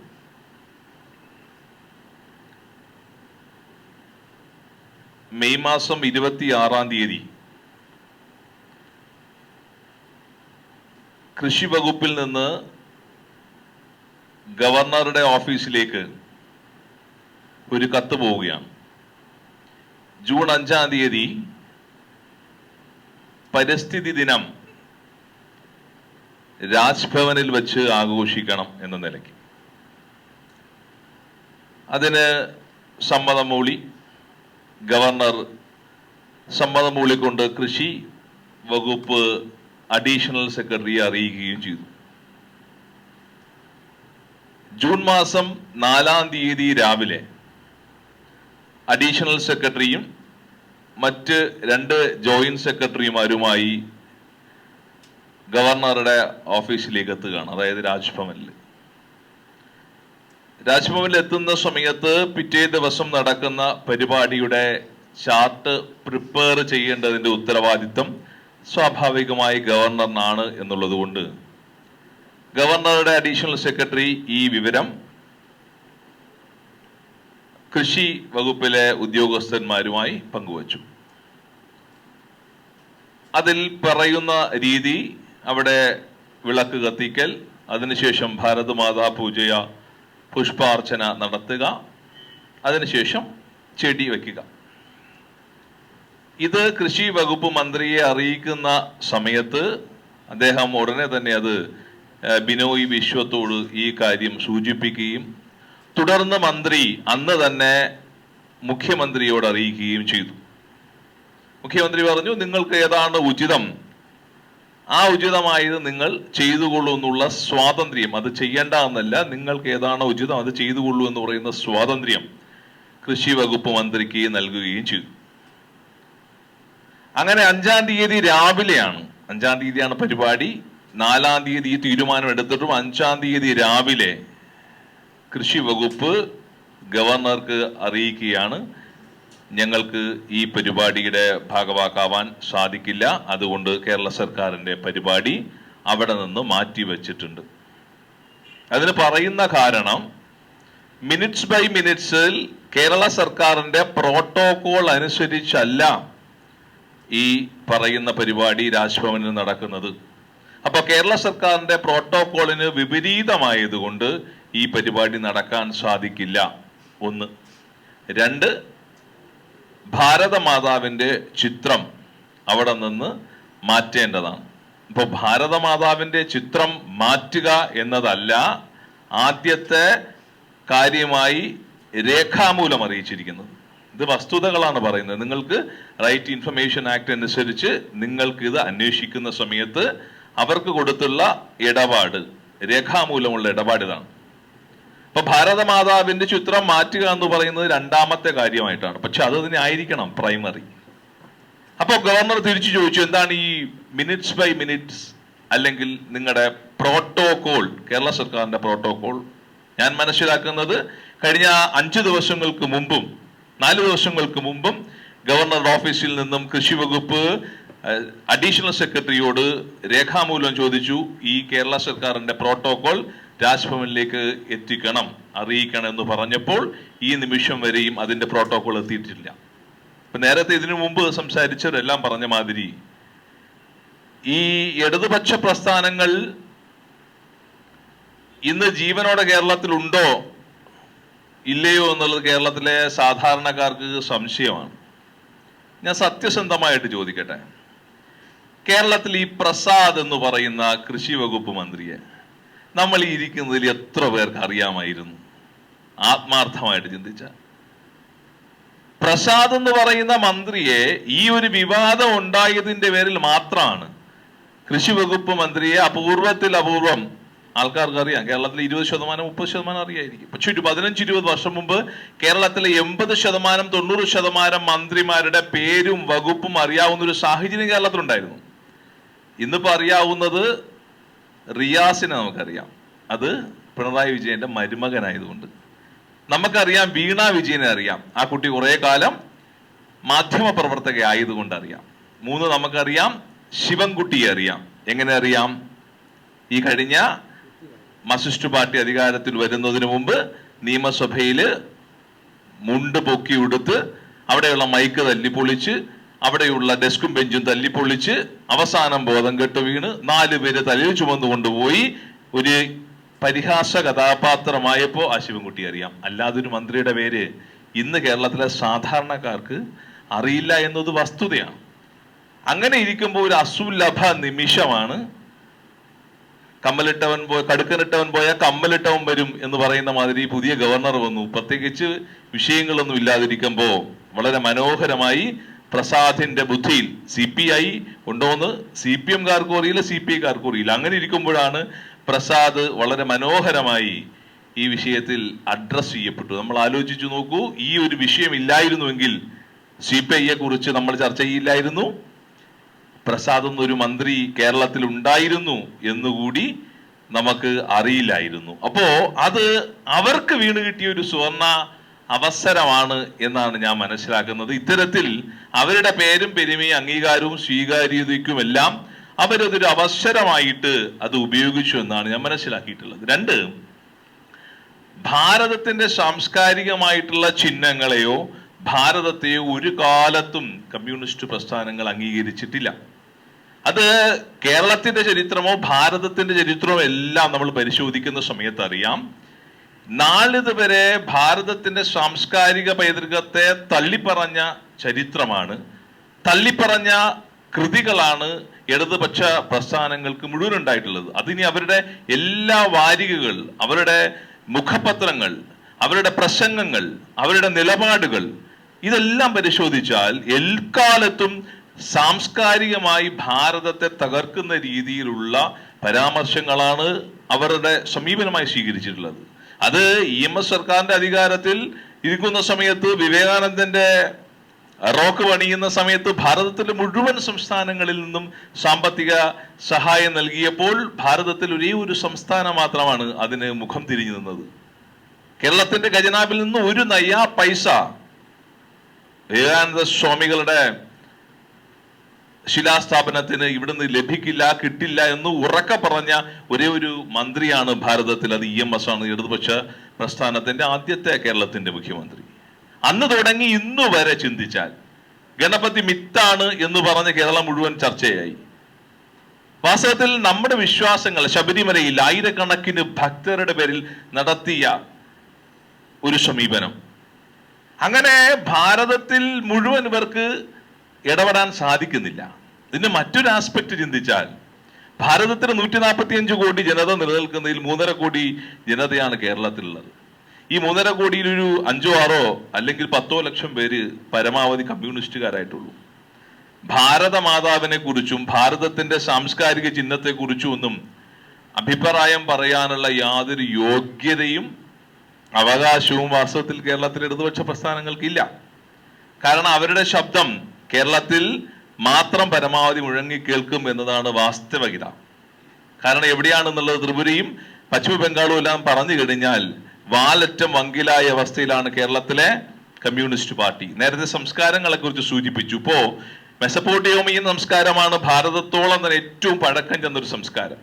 ഇൻകാൽ ടെക് ടോൾടെക് എല്ലാം നമ്മൾ കുട്ടിക്കാലത്ത് പഠിച്ചിട്ടുണ്ട്. പക്ഷെ ഇന്ന് മെസപ്പൊട്ടോമിയൻ സംസ്കാരം ഇന്ന് ചരിത്രത്തിന്റെ പാഠപുസ്തകങ്ങളിലാവുകയും ചീന സംസ്കാരം മാത്രം ചർച്ച ചെയ്യപ്പെടുന്നു. ഇന്ന് ശക്തമായി നിലനിൽക്കുന്നത് ഭാരതീയ സംസ്കാരമാണ്. അങ്ങനെ 1100 വർഷത്തെ ആക്രമണങ്ങൾക്കും മതപരിവർത്തനത്തിനും എല്ലാം ഒടുവിലും ഈ സംസ്കാരം പ്രശോഭിതമായി ഉജ്ജ്വലമായി നിലനിൽക്കുന്നു എങ്കിൽ ഇതുപോലെയുള്ള ഇന്നലത്തെ മഴയിൽ കുരുത്ത വാലറ്റമംഗിലായ ഇടതുപക്ഷ പ്രസ്ഥാനങ്ങൾ ഇതുപോലെ മറുപടി കിട്ടിയാൽ ഇവിടെയുള്ള സാംസ്കാരിക ബിംബങ്ങളെയും ചിഹ്നങ്ങളെയും ഇല്ലായ്മ ചെയ്യാൻ സാധിക്കില്ല എന്നുള്ളത് തെളിവാണ്.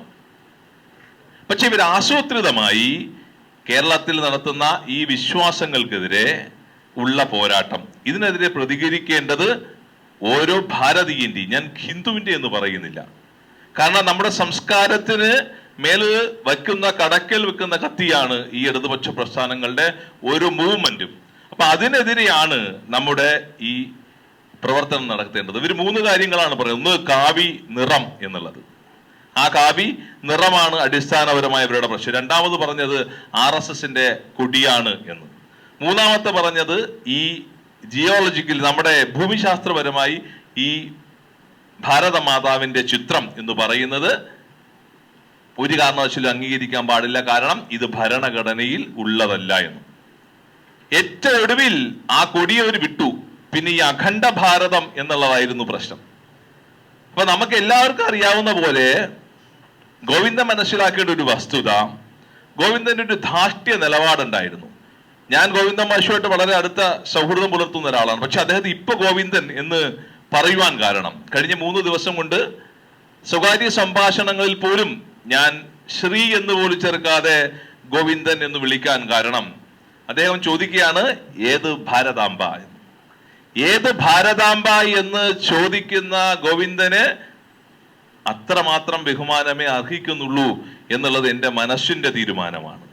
2 മാസങ്ങൾക്ക് മുമ്പ് ഞങ്ങൾ ഒരുമിച്ചിരുന്ന് എനിക്കൊരു പുരസ്കാരം ലഭിച്ച സമയത്ത് കൈതപ്പുറത്തോടൊപ്പം എനിക്ക് പുരസ്കാരം നൽകി എന്നോട് ഏകദേശം അരമണിക്കൂർ സംസാരിക്കുകയും 1 മാസം മുമ്പ് ഞങ്ങൾ ഒരു 10 മിനിറ്റ് മറ്റൊരു വിഷയവുമായും സംസാരിച്ചു. വളരെ അടുത്ത സൗഹൃദം വച്ചു പുലർത്തുന്ന സ്നേഹം വച്ചുകൊണ്ട് തന്നെ ഞാൻ പറയുകയാണ്, ഗോവിന്ദൻ ഭാരതാംബ, ഏത് ഭാരതമാതാവ്, ഏത് ഭാരതാംബ എന്ന് ചോദിച്ചെങ്കിൽ കേരളത്തിലെ സാംസ്കാരിക കേരളം നിങ്ങളെ ഗോവിന്ദൻ എന്ന് പറയുന്നത് തന്നെ താങ്കൾക്ക് കിട്ടുന്ന ഏറ്റവും വലിയ ബഹുമാനമാണ് എന്ന് ഞാൻ കരുതുകയാണ്. അപ്പോ ഈ പറഞ്ഞു വന്നത് ഭാരതത്തിന്റെ സാംസ്കാരികമായിട്ടുള്ള എല്ലാ മാനബിന്ദുക്കളെയും ഇല്ലായ്മ ചെയ്യുവാൻ ഇടതുപക്ഷ പ്രസ്ഥാനങ്ങൾ ശ്രമിച്ചിട്ടുണ്ട്.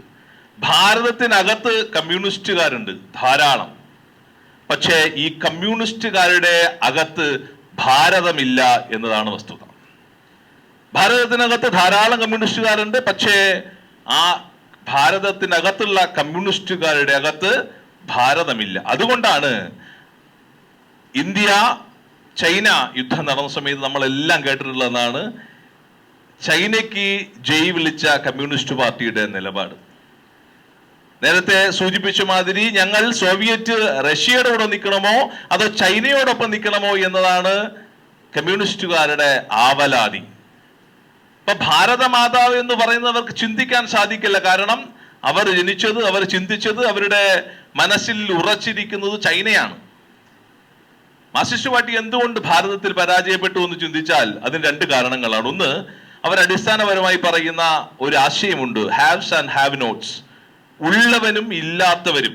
ഇവര് തമ്മിൽ ഒരു ക്ലാസ് സ്ട്രഗിൾ നടക്കും, വർഗസമരം. ഈ വർഗസമരം നടക്കുന്ന സമയത്ത് ഉള്ളവന്റെ നിന്നും പിടിച്ചെടുത്ത് ഇല്ലാത്തവന് കൊടുക്കുന്നു. അങ്ങനെ സോഷ്യലിസം ഇവിടെ നടക്കുന്നു, ഈ സമത്വം നടപ്പിലാക്കാൻ സാധിക്കുന്നു എന്ന്. ലോകത്ത് പല രാജ്യങ്ങളിലും ഈ കമ്മ്യൂണിസം വിജയിച്ചു. പക്ഷെ മാർക്സിന് തെറ്റിയത് എവിടെയാന്ന് ചോദിച്ചാൽ, മാർക്സ് ചിന്തിച്ചതുപോലെ മാർക്സ് ഭാരതത്തെ പഠിച്ചില്ല എന്നതാണ്. ഭാരതത്തെ മാർക്സിന് പഠിക്കാൻ സാധിച്ചില്ല. ലോകത്തെല്ലായിടത്തും ഉള്ളവനും ഇല്ലാത്തവനും ഉണ്ടായിരുന്നു. അവർ തമ്മിൽ ഈ ക്ലാസ് സ്ട്രഗിൾ എന്ന് പറയുന്ന ആശയം നടപ്പിലാക്കാനും സാധിക്കുമായിരുന്നു, നടപ്പിലാക്കിയിട്ടുമുണ്ട്.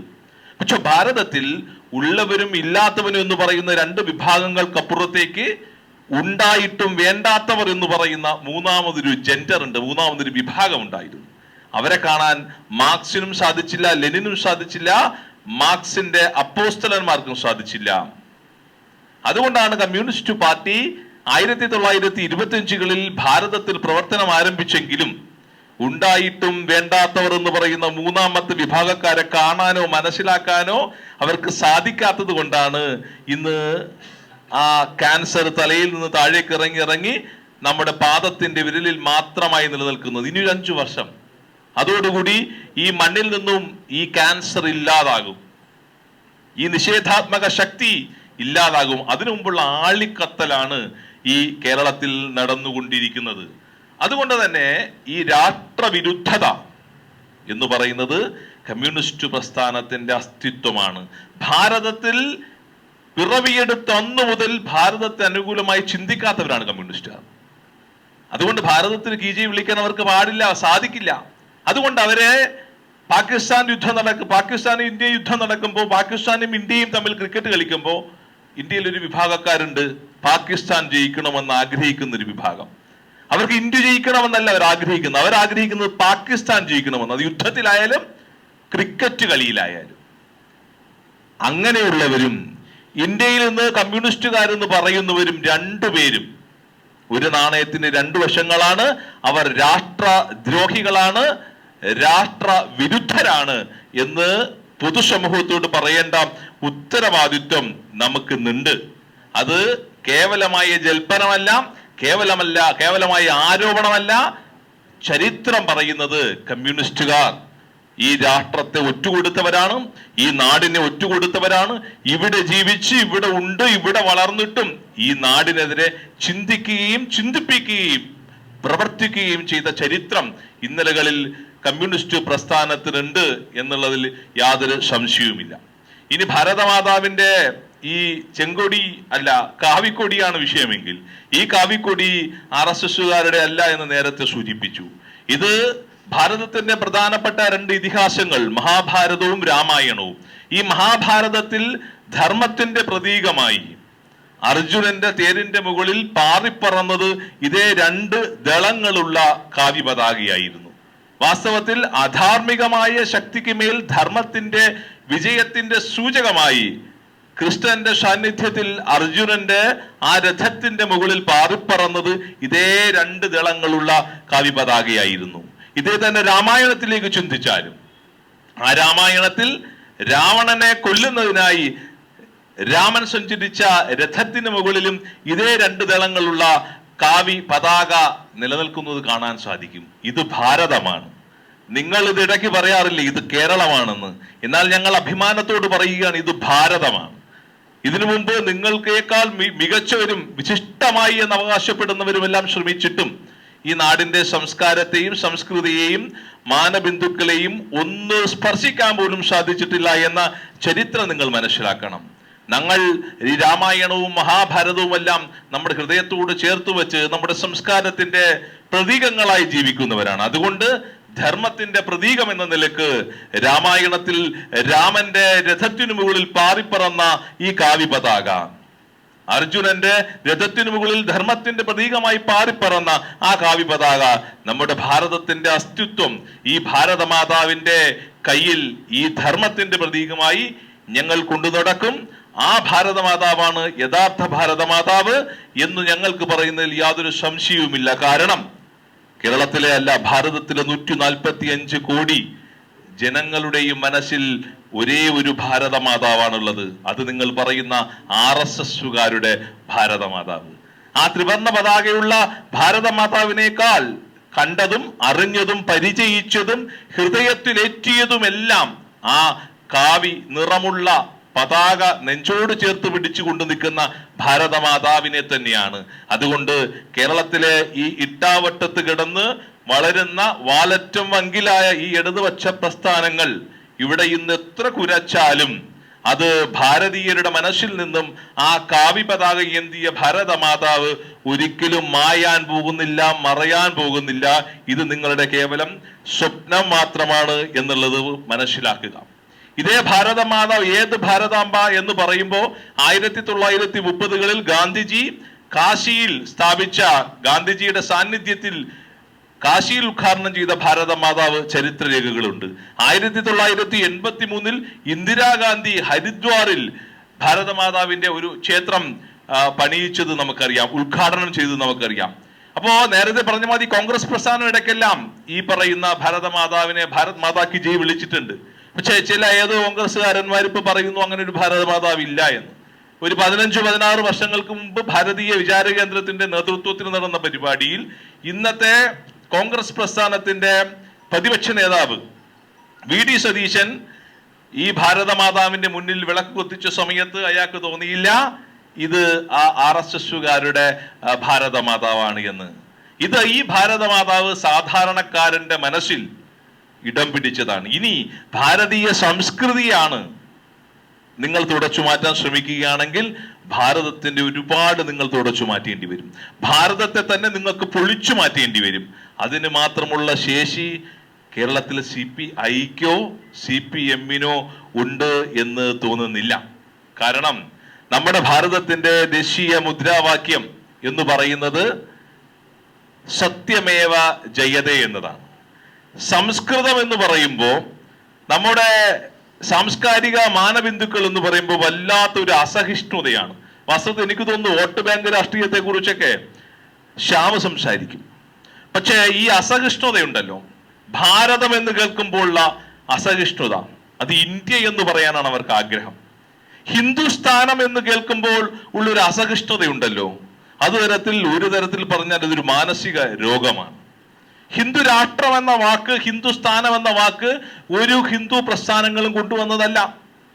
ബൃഹസ്പതി ആഗമത്തിൽ ഹിമാലയം സമാരഭ്യ യാവതിന്ദു സരോവരം തം ദേവനിർമ്മിതം ദേശം ഹിന്ദുസ്ഥാനം പ്രത്യക്ഷതേ എന്ന് പറഞ്ഞത് ബൃഹസ്പതി ആഗമത്തിലാണ്. 5000-6000 വർഷങ്ങൾക്ക് മുമ്പ് ഈ പറയുന്ന ജോഗ്രഫിക്കൽ ഏരിയയെ മെൻഷൻ ചെയ്തിരിക്കുന്നു. ഈ ജോഗ്രഫിക്കൽ ഏരിയയെ മെൻഷൻ ചെയ്തത് 1925-ലല്ല, 2014-ലുമല്ല. പക്ഷെ ഹിന്ദുസ്ഥാനം എന്ന് കേൾക്കുമ്പോൾ അവിടെ ഏതോ വർഗീയതയുണ്ട് എന്ന് പറയുന്ന ഒരു സാഹചര്യമുണ്ട്. ഇത് അറിവില്ലായ്മ ഒരു അലങ്കാരമായി കൊണ്ട് നടക്കുന്നത് കൊണ്ടാണ്. അതൊരു തെറ്റല്ല എന്ന് നമ്മൾ മനസ്സിലാക്കുക. ഭാരതത്തിന്റെ പ്രധാനപ്പെട്ട എല്ലാ ഭരണശിരാ കേന്ദ്രങ്ങളിലും ഭാരതത്തിന്റെ സംസ്കൃതിയുമായി ബന്ധപ്പെട്ട അടയാളപ്പെടുത്തുന്ന ആത്മവിശ്വാസം ലഭിക്കുന്ന സൂചകങ്ങളാണ്. നേരത്തെ സൂചിപ്പിച്ച പോലെ കരസേനയുടെ മുദ്രാവാക്യം സേവാഹി പരമോ ധർമ്മ.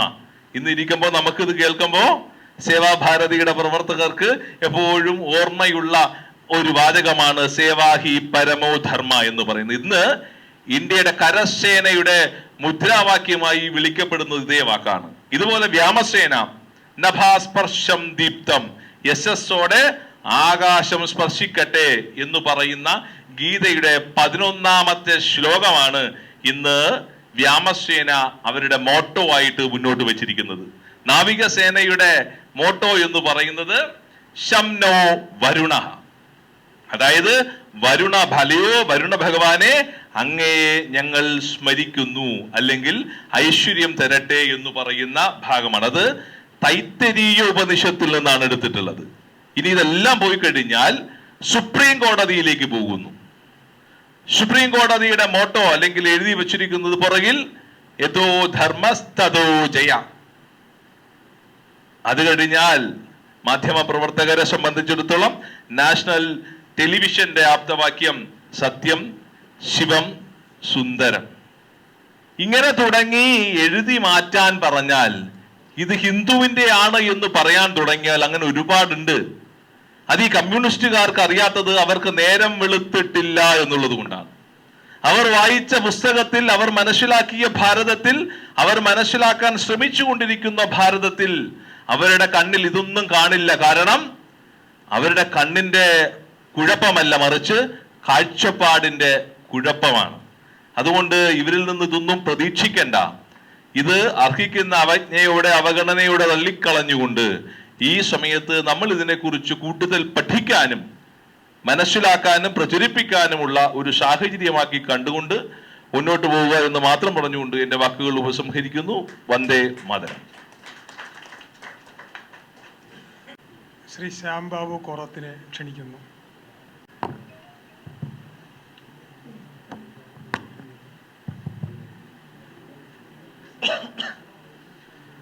നമസ്കാരം.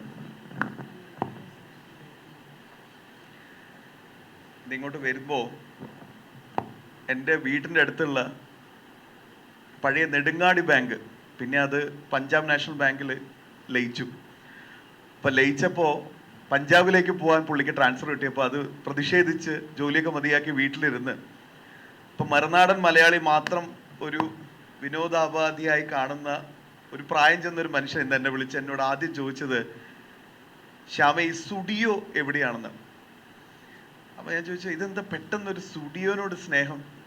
എന്താ അങ്കിളെ എന്നാ വിളിക്കും, എന്താ അങ്കിളെ പെട്ടെന്ന്? അല്ല, എനിക്ക് അവിടെ പോയിട്ട് എന്തെങ്കിലും ഒന്ന് മേടിക്കണം. ഞാൻ പറഞ്ഞു ആയിക്കോട്ടെ. അപ്പോൾ പെട്ടെന്ന് എനിക്കത് ഓടിയില്ല. പിന്നെയാ മനസ്സിലായത്, ജമാഅത്തെ ഇസ്ലാമിക്കാർ ഈ പറയുന്ന സ്റ്റുഡിയോകളുടെ എല്ലാ ഔട്ട്ലെറ്റിന് മുന്നിലിരുന്ന് ഘോരഘോരം പ്രസംഗിച്ചുകൊണ്ടിരിക്കുകയാണ്. അതുകൊണ്ട് സ്റ്റുഡിയോ എന്നുള്ള ഒരു മാർക്കറ്റിംഗ് ഉൽപ്പന്നം, ഒരു സ്റ്റോറ് നാട്ടിലുണ്ട് എന്ന് മനസ്സിലാക്കിയതിന് ടാറ്റ മുതലാളി ആദ്യം പോകേണ്ടത് മലപ്പുറത്തെ ജമാഅത്തെ ഇസ്ലാമിയുടെ സ്റ്റേറ്റ് ഓഫീസിലാണ്. പൊന്നു മക്കളെ, താങ്ക് യു വെരി മച്ച് എന്ന് പറഞ്ഞിട്ട്. കാരണം അവര് പരസ്യത്തിന് പോലും ഇത്രയും പണം ഉപയോഗിക്കാറില്ല. നല്ല പരസ്യമല്ലേ.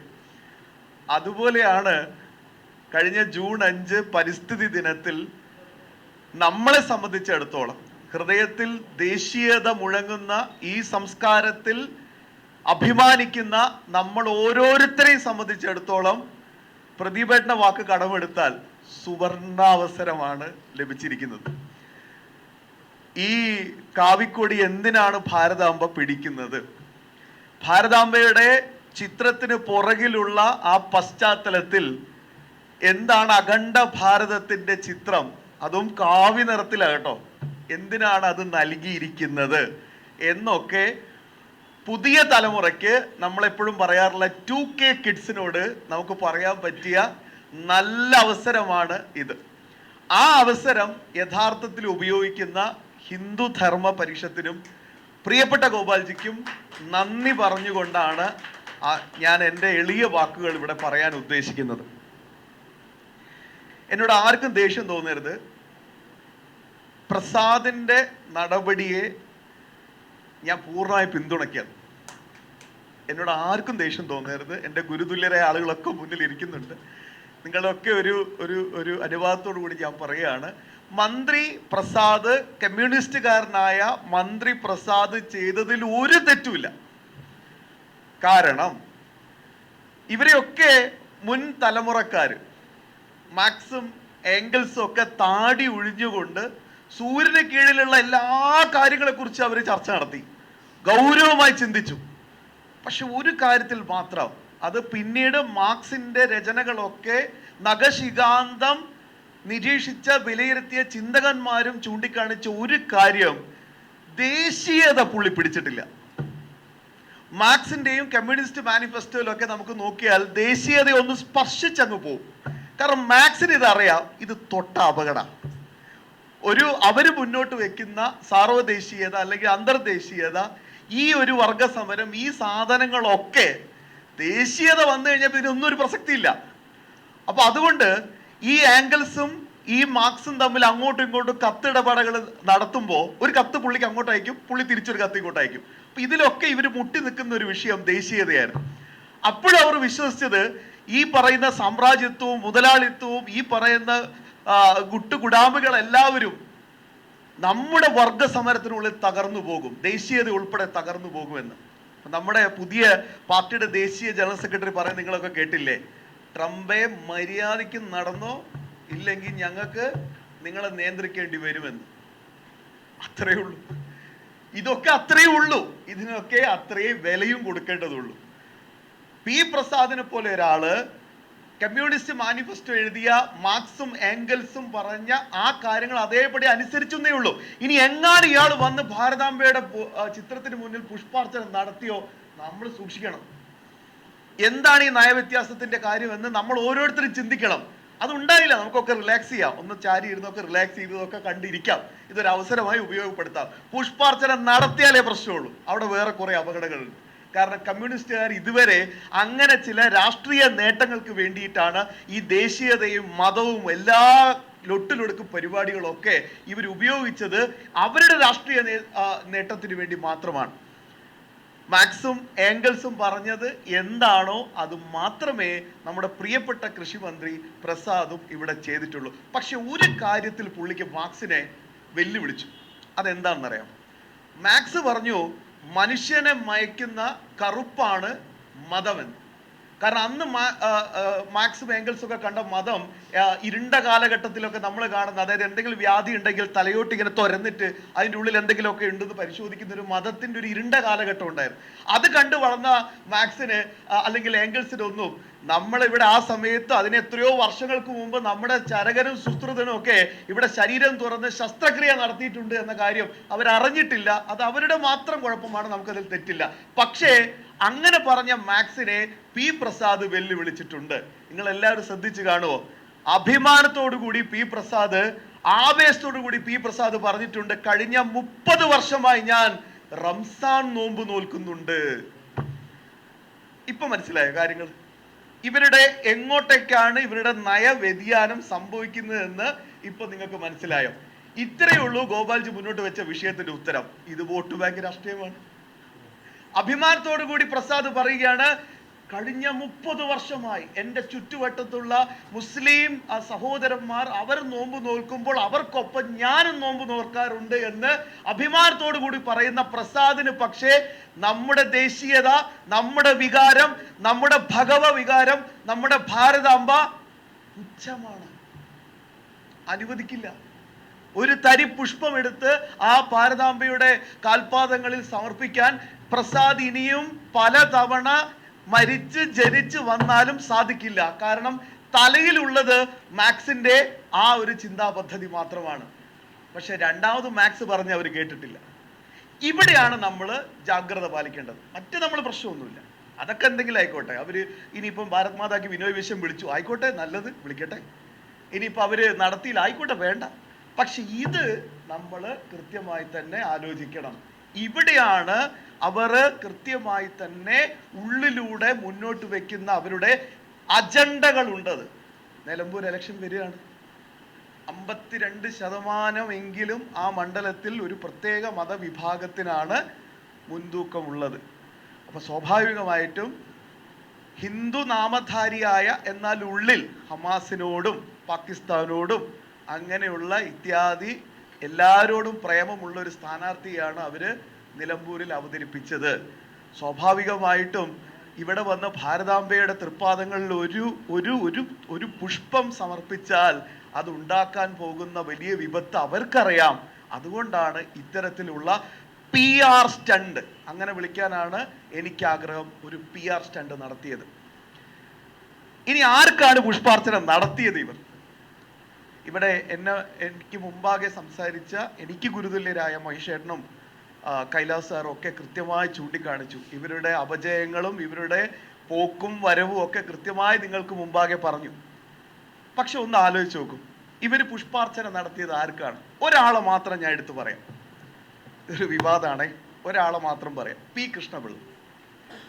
പി കൃഷ്ണപിള്ളയുടെ മുമ്പാകെ പോയി ജീവിക്കുന്നു ഞങ്ങളിലൂടെ, ഇല്ല മരിക്കുന്നില്ല എന്നൊക്കെ പറഞ്ഞ് ഭയങ്കരമായിട്ട് മുദ്രാവാക്യങ്ങൾ വിളിച്ച് നടക്കുന്ന ഈ പി കൃഷ്ണപിള്ള വൈക്കം സത്യാഗ്രഹ സമയത്ത് ആ സത്യാഗ്രഹം നടക്കുന്ന സമരപ്പന്തലിന്റെ നേരെ എതിർവശത്തുള്ള നല്ല ചായയും പഴംപൊരിയും കിട്ടുന്ന ഹോട്ടലിലെ ജീവനക്കാരനെ.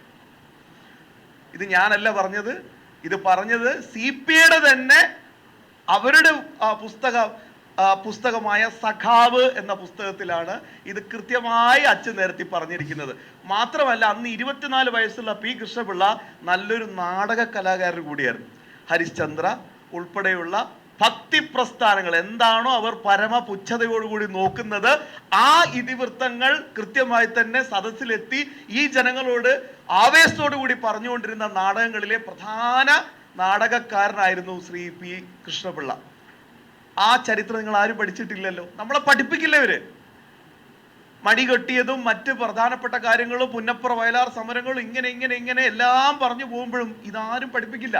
ഇത് പറഞ്ഞതാരാ? CPIയുടെ തന്നെ പുസ്തകത്തിലാണ് കൃത്യമായി തന്നെ ഇത് രേഖപ്പെടുത്തിയത്. അപ്പൊ ഇങ്ങനെയുള്ള ആളുകൾക്ക് എന്ത് വേണം? പുഷ്പാർച്ചന കൊടുക്കാൻ നമുക്ക് ഒരു പ്രശ്നമില്ല, നമുക്ക് പുഷ്പാർച്ചന നടത്താന്നേ.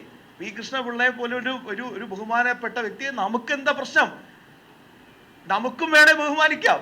പക്ഷെ പ്രശ്നം എവിടെയാണെന്ന് വെച്ചാൽ ഈ നീക്കങ്ങളൊക്കെ കൃത്യമായി തന്നെ ചൂണ്ടുപലകയാവുന്നത് അപ്പുറത്ത് ഒരു പ്രത്യേക സമുദായത്തെ അവരെ മാത്രം പ്രീണിപ്പിക്കാൻ, അവരുടെ മാത്രം മേന്മയ്ക്കായി വേണ്ടി മാത്രം പ്രയത്നിക്കണം എന്ന രീതിയിലുള്ള ഇടുങ്ങിയ ചിന്താഗതിയാണ് ഇവിടെ പ്രശ്നമാവുന്നത്.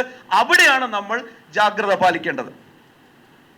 അർണോൾഡ് ടോയംബി നമ്മളെല്ലാവരും കേട്ട ഒരു ചരിത്രകാരനാണ്, പ്രശസ്ത ചരിത്രകാരൻ അർണോൾഡ് ടോയംബി. എനിക്ക് തോന്നുന്നു പി പരമേശ്വർജിയൊക്കെ അദ്ദേഹത്തിൻ്റെ പ്രസംഗങ്ങളിലൊക്കെ കോട്ട് ചെയ്യുന്ന ഒരു ചരിത്രകാരനാണ്. അർണോൾഡ് ടോയംബി അദ്ദേഹത്തിൻ്റെ മകൻ ഫിലിപ്പ് ടോയംബിയും കൂടി ഒരു ഡയലോഗ് എക്സസൈസ് നടത്തിയിട്ടുണ്ട്. അത് പിന്നീട് പുസ്തകമായിട്ടുണ്ട്. Comparing notes a dialogue across generation എന്ന പേരിൽ അതൊരു പുസ്തകമായിട്ടുണ്ട്. അപ്പോൾ അതിൽ ഏറ്റവും പ്രധാനമായും ചർച്ച ചെയ്തിട്ടുള്ള ഒരു പോയിന്റ്, ഈ ലോകത്ത് 25ഓളം ദേശീയത സംസ്കാരങ്ങൾ നിലനിന്നിരുന്നു. പക്ഷെ ഇപ്പോൾ നിലനിൽക്കുന്നത് 2 സംസ്കാരവും ദേശീയതയും മാത്രമേ ഉള്ളൂ. അതിലൊന്ന് ചൈനയാണ്, 2 നമ്മുടെ ഭാരതവും. ചൈനയ്ക്ക് എന്ത് പറ്റി? ചൈനീസ് ആ ഒരു സംസ്കാരത്തെ കാർന്നു നിന്നത് ആരാണ്? കമ്മ്യൂണിസം. അപ്പൊ സ്വാഭാവികമായിട്ടും ആ അർത്ഥത്തിൽ തന്നെയാണ് അതിൻ്റെ വലിയൊരു ശക്തി അവർക്ക് കിട്ടുന്നില്ലെങ്കിൽ പോലും അവർ ഇവിടെയും അത് തന്നെയാണ് ഇവിടെയും പയറ്റി തെളിഞ്ഞു, അല്ലെങ്കിൽ ആ അർത്ഥത്തിലാണ് അവർ ഇവിടെയും പ്രവർത്തിച്ചു കൊണ്ടിരിക്കുന്നത്. അർണോൾഡ് ടോയംബി നോക്കൂ, സനാതന ധർമ്മം എന്നതിന് ഉചിതമായ, അതിന് പവിത്രമായ ഒരു പദം ഇംഗ്ലീഷിൽ ഇല്ലാത്തത് കൊണ്ട് അദ്ദേഹം ഉപയോഗിച്ചത് ഇന്ത്യൻ റിലീജിയൻ എന്നൊരു പദമാണ്. ഇന്ത്യൻ റിലീജിയൻ എന്നൊരു പദമാണ് അദ്ദേഹം ഉപയോഗിച്ചത്. കാരണം സനാതന ധർമ്മം അത്രമേൽ പവിത്രമായ, എല്ലാത്തിനെയും പരമമായ പവിത്രതയോടുകൂടി നോക്കിക്കാണുന്ന ഈ ഒരു സംസ്കാരത്തിൻ്റെ ഈ ഒരു പ്രതീകത്തെ അദ്ദേഹം തന്നെ വിശേഷിപ്പിച്ചത് ഇന്ത്യൻ റിലീജിയൻ എന്നാണ്, ഹിന്ദു റിലീജിയൻ എന്നല്ല. കാരണം ഇതൊരു ജീവിത ശൈലിയാണ്. അത് സായിപ്പിന് മനസ്സിലായതുകൊണ്ടാണ് അത്രമേൽ പ്രധാനപ്പെട്ട രീതിയിൽ അത് അവതരിപ്പിക്കപ്പെട്ടത്. ആ രീതിയിൽ സംസ്കാരം നിലനിൽക്കാൻ കാരണം നമ്മൾ എപ്പോഴും പറയാറുണ്ട്, ഋഷിവര്യന്മാര് അവര് വലിയ രീതിയിൽ തന്നെ പ്രചരണം നടത്തി എന്ന കാര്യമൊക്കെ നമ്മൾ പറയാറുണ്ട്. പക്ഷെ അതോടൊപ്പം തന്നെ നമ്മൾ എടുത്തു പറയേണ്ടതാണ് നമ്മുടെ അമ്മമാർ. ഒരു കുടുംബത്തിന്റെ ഊർജവും സ്രോതസ്സും മുഴുവൻ അമ്മമാരാണ്. ആ അമ്മമാരാണ് രാഷ്ട്രത്തിന്റെ സങ്കല്പമായി മഹർഷി അരവിന്ദനെ പോലെയുള്ള ആളുകൾ മുന്നോട്ട് വെച്ചത്. ഭവാനി സങ്കല്പമാണ് മഹർഷി അരവിന്ദൻ മുന്നോട്ട് വെച്ചത്. ഭവാനി സങ്കല്പം ആയിരക്കണക്കിന് വർഷങ്ങളായി ഈ അടിമത്തത്തിന്റെയും ചൂഷണത്തിന്റെയും ചങ്ങലക്കെട്ടിനുള്ളിൽ പിടഞ്ഞു മരിക്കുമ്പോഴും നമുക്ക് അമ്മ എന്നൊരു ചേതോ വികാരം വരുമ്പോൾ നമ്മൾ സടകുടഞ്ഞ് എഴുന്നേൽക്കും. വെറുതെയൊന്നുമല്ല, ഈ സ്വാതന്ത്ര്യ സമര പോരാട്ടത്തിൽ മുഴുവൻ അമ്മയാകുന്ന ഭാരത മാതാവിന് വേണ്ടിയാണ് നിങ്ങളുടെ ഓരോ പോരാട്ടവും എന്ന് എപ്പോഴും പറഞ്ഞുകൊണ്ടിരുന്നവർ മഹർഷി അരവിന്ദനെ പോലെയുള്ളവരാണ്.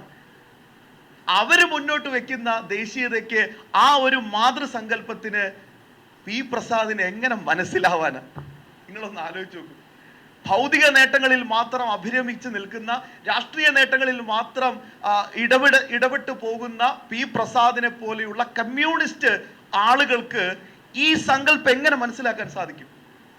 അത് അവരുടെ ഒരു കുറവായിട്ട് നമുക്ക് കാണാം. ആ അമ്മയുടെ കയ്യിലുള്ള ഭഗവ, ആ കൊടിയുടെ നിറം കാവി നിറമാണ്. ഇത്രയും പവിത്രമായ ഉദയസൂര്യന്റെ പ്രഭയാണ് കാവി. കമ്മ്യൂണിസ്റ്റുകാർക്ക് അത് കാണാൻ പറ്റില്ല. കാരണം രാത്രി മാർക്സും ഏംഗൽസും ഒക്കെ 2 വോഡ്കയൊക്കെ അടിച്ച് കിടന്നുറങ്ങി രാവിലെ എഴുന്നേറ്റാലല്ലേ ഉദയസൂര്യന്റെ നിറം കാണാൻ പറ്റത്തുള്ളൂ. അതുകൊണ്ടായിരിക്കും അവർക്ക് ഇത് കാണാൻ പറ്റാത്തത്. ഉദയസൂര്യന്റെ നിറമാണ്. ഈ ജ്ഞാനത്തിന്റെ പ്രകാശം മുഴുവൻ, അതിന്റെ സ്രോതസ് മുഴുവൻ സൂര്യ ഭഗവാനാണ്. ആ ഭഗവാന്റെ പ്രഭയാണ് കാവി നിറം. അതിനെങ്ങനെയാണ് വർഗീയവൽക്കരിക്കാൻ സാധിക്കുന്നത്? അടുത്തിടെ ശാഖയിൽ പോയ ഒരാള്, ഒരു എഡ്യൂക്കേറ്ററാണ്, അയാൾ ഒരു IT പ്രൊഫഷണലാണ്. അയാള് അദ്ദേഹത്തിന്റെ ജില്ലാ പ്രചാരകനോട് ചോദിച്ചു, അല്ല ഇതൊക്കെ സംഭവമൊക്കെ ശരിയാണ്, ഈ ഗുരു നമ്മൾ ധ്വജപ്രണാമമൊക്കെ ചെയ്യുന്നുണ്ട്, അത് ഭഗവയാണ്, അഗ്നിനാളങ്ങളാണ്, നമുക്കതൊക്കെ അറിയാം. പക്ഷെ ഇത് എൻ്റെ കയ്യിൽ നിന്ന് താഴെ വീണ് പോയപ്പോൾ എനിക്ക് മുകേഷിൻ്റെ അടുത്ത് ചീത്ത കിട്ടും. അപ്പോൾ അത്രമേൽ നമ്മളെങ്ങനെ ഈ പുതിയ തലമുറയോട് നമ്മൾ പറയുമ്പോൾ അത്രമേൽ പ്രൊട്ടക്റ്റഡ് ആക്കാനുള്ള ഒരു സാഹചര്യം എന്താണ്? ഈ ഒരു കൊടി ഒരു ഭൗതിക വസ്തുവാണല്ലോ. അപ്പൊ അതിന് ജില്ലാ പ്രചാരം കൊടുത്ത മറുപടി, മൗനമാണെങ്കിൽ പോലും വാചാലമാകുന്ന ഒരു കമ്മ്യൂണിക്കേഷൻ പ്രോസസ്സ് നടക്കുന്ന ഉദാത്തമായൊരു മാതൃകയാണ് ഈ ഭഗവ. 1927 ഡോക്ടർ ജി ഒരു ഗുരു വേണം എന്ന് പറഞ്ഞപ്പോൾ, ഭഗവത്ധ്വജമാണ് വേണ്ടത് എന്ന് പറഞ്ഞപ്പോൾ അന്നത്തെ സ്വയംസേവകർ മൂക്കത്ത് കൈവച്ചു. ഇത്രയും വലിയൊരു പ്രസ്ഥാനമൊക്കെ തുടങ്ങിയിട്ട് നിങ്ങളല്ലേ ഇതിന്റെ ഗുരു ആവേണ്ടത്, ഇതെന്തിനാ വെറുതെ ഒരു ഭഗവത്ധ്വജം, ഒരു കൊടി എന്തിനാ എന്ന് ചോദിച്ചപ്പോൾ അദ്ദേഹം പറഞ്ഞത്, ഇത് പ്രതിനിധീകരിക്കുന്നത് നമ്മുടെ സ്വത്വബോധമാണ്. എൻ്റെ രാജ്യം ഈ പവിത്രമായ മൺതരികളിൽ പോലും പ്രതിഫലിക്കുന്ന സ്വത്വബോധം, ദേശീയത, ആ വികാരമാണ് ഈ കൊടി കാണുമ്പോൾ, ഈ ഭഗവത്ധ്വജം കാണുമ്പോൾ നിങ്ങളിൽ ഓരോരുത്തരിലും ഉണ്ടാവേണ്ടത്. അതുണ്ടായാൽ മാത്രമേ നമ്മുടെ രാഷ്ട്രത്തിന് മുന്നോട്ട് പോകാൻ സാധിക്കുകയുള്ളൂ. അപ്പോൾ അത്രമേൽ പവിത്രമായ ഈ ഭഗവത്ധ്വജത്തിനെ നമ്മൾ എന്തെങ്കിലും ഉത്സവമൊക്കെ വരുമ്പോൾ സമയത്ത് മുല്ലപ്പൂവൊക്കെ അണിയിച്ച് നമ്മൾ സുന്ദരിയാക്കി ചിത്രീകരിച്ചിട്ടൊക്കെയാണ് ശാഖയിലൊക്കെ കൊണ്ടുവരിക. അത്രമേൽ നമ്മൾ ഇതിനെ പ്രാധാന്യത്തോടെ കാണുന്നുണ്ട്. ഇതൊക്കെ പ്രസാദിന് പറഞ്ഞാൽ മനസ്സിലാവും. നിങ്ങളൊന്ന് ആലോചിച്ച് നോക്കും.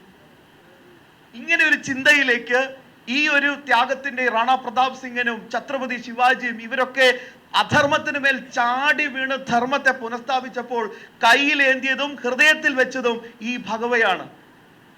ഇത് ഇവർക്ക് പറഞ്ഞാൽ മനസ്സിലാവും. അപ്പൊ ആ അർത്ഥത്തിൽ നോക്കുകയാണെങ്കിൽ ഇതൊന്നും ഒരു തരത്തിലും നമ്മളെ ബാധിക്കുന്ന വിഷയമല്ല. ഇനി എത്ര വർഷം ഇവർ ഈ പണിപ്പെട്ടാലും, എത്ര കാലങ്ങൾ ഇവർ ഈ പുഷ്പാർച്ചന നടത്തില്ല എന്നും ഈ അസഹിഷ്ണുത പ്രകടിപ്പിച്ചാലും, ഏത് ഭാരതാമ്പെന്ന് ഗോവിന്ദ മാഷ് ചോദിച്ചാലൊന്നും ഇത് തകരാനും പോകുന്നില്ല, തകർക്കാനും പോകുന്നില്ല. പക്ഷേ ആ ചോദ്യത്തിന് പിന്നിലുള്ള കൃത്യമായ ഉദ്ദേശമാണ്, ആ ഗൂഢ ഉദ്ദേശമാണ് നമ്മൾ കാണേണ്ടത്. അതാണ് നമ്മുടെ പ്രധാനപ്പെട്ട ചർച്ചാ വിഷയമാക്കേണ്ടത്.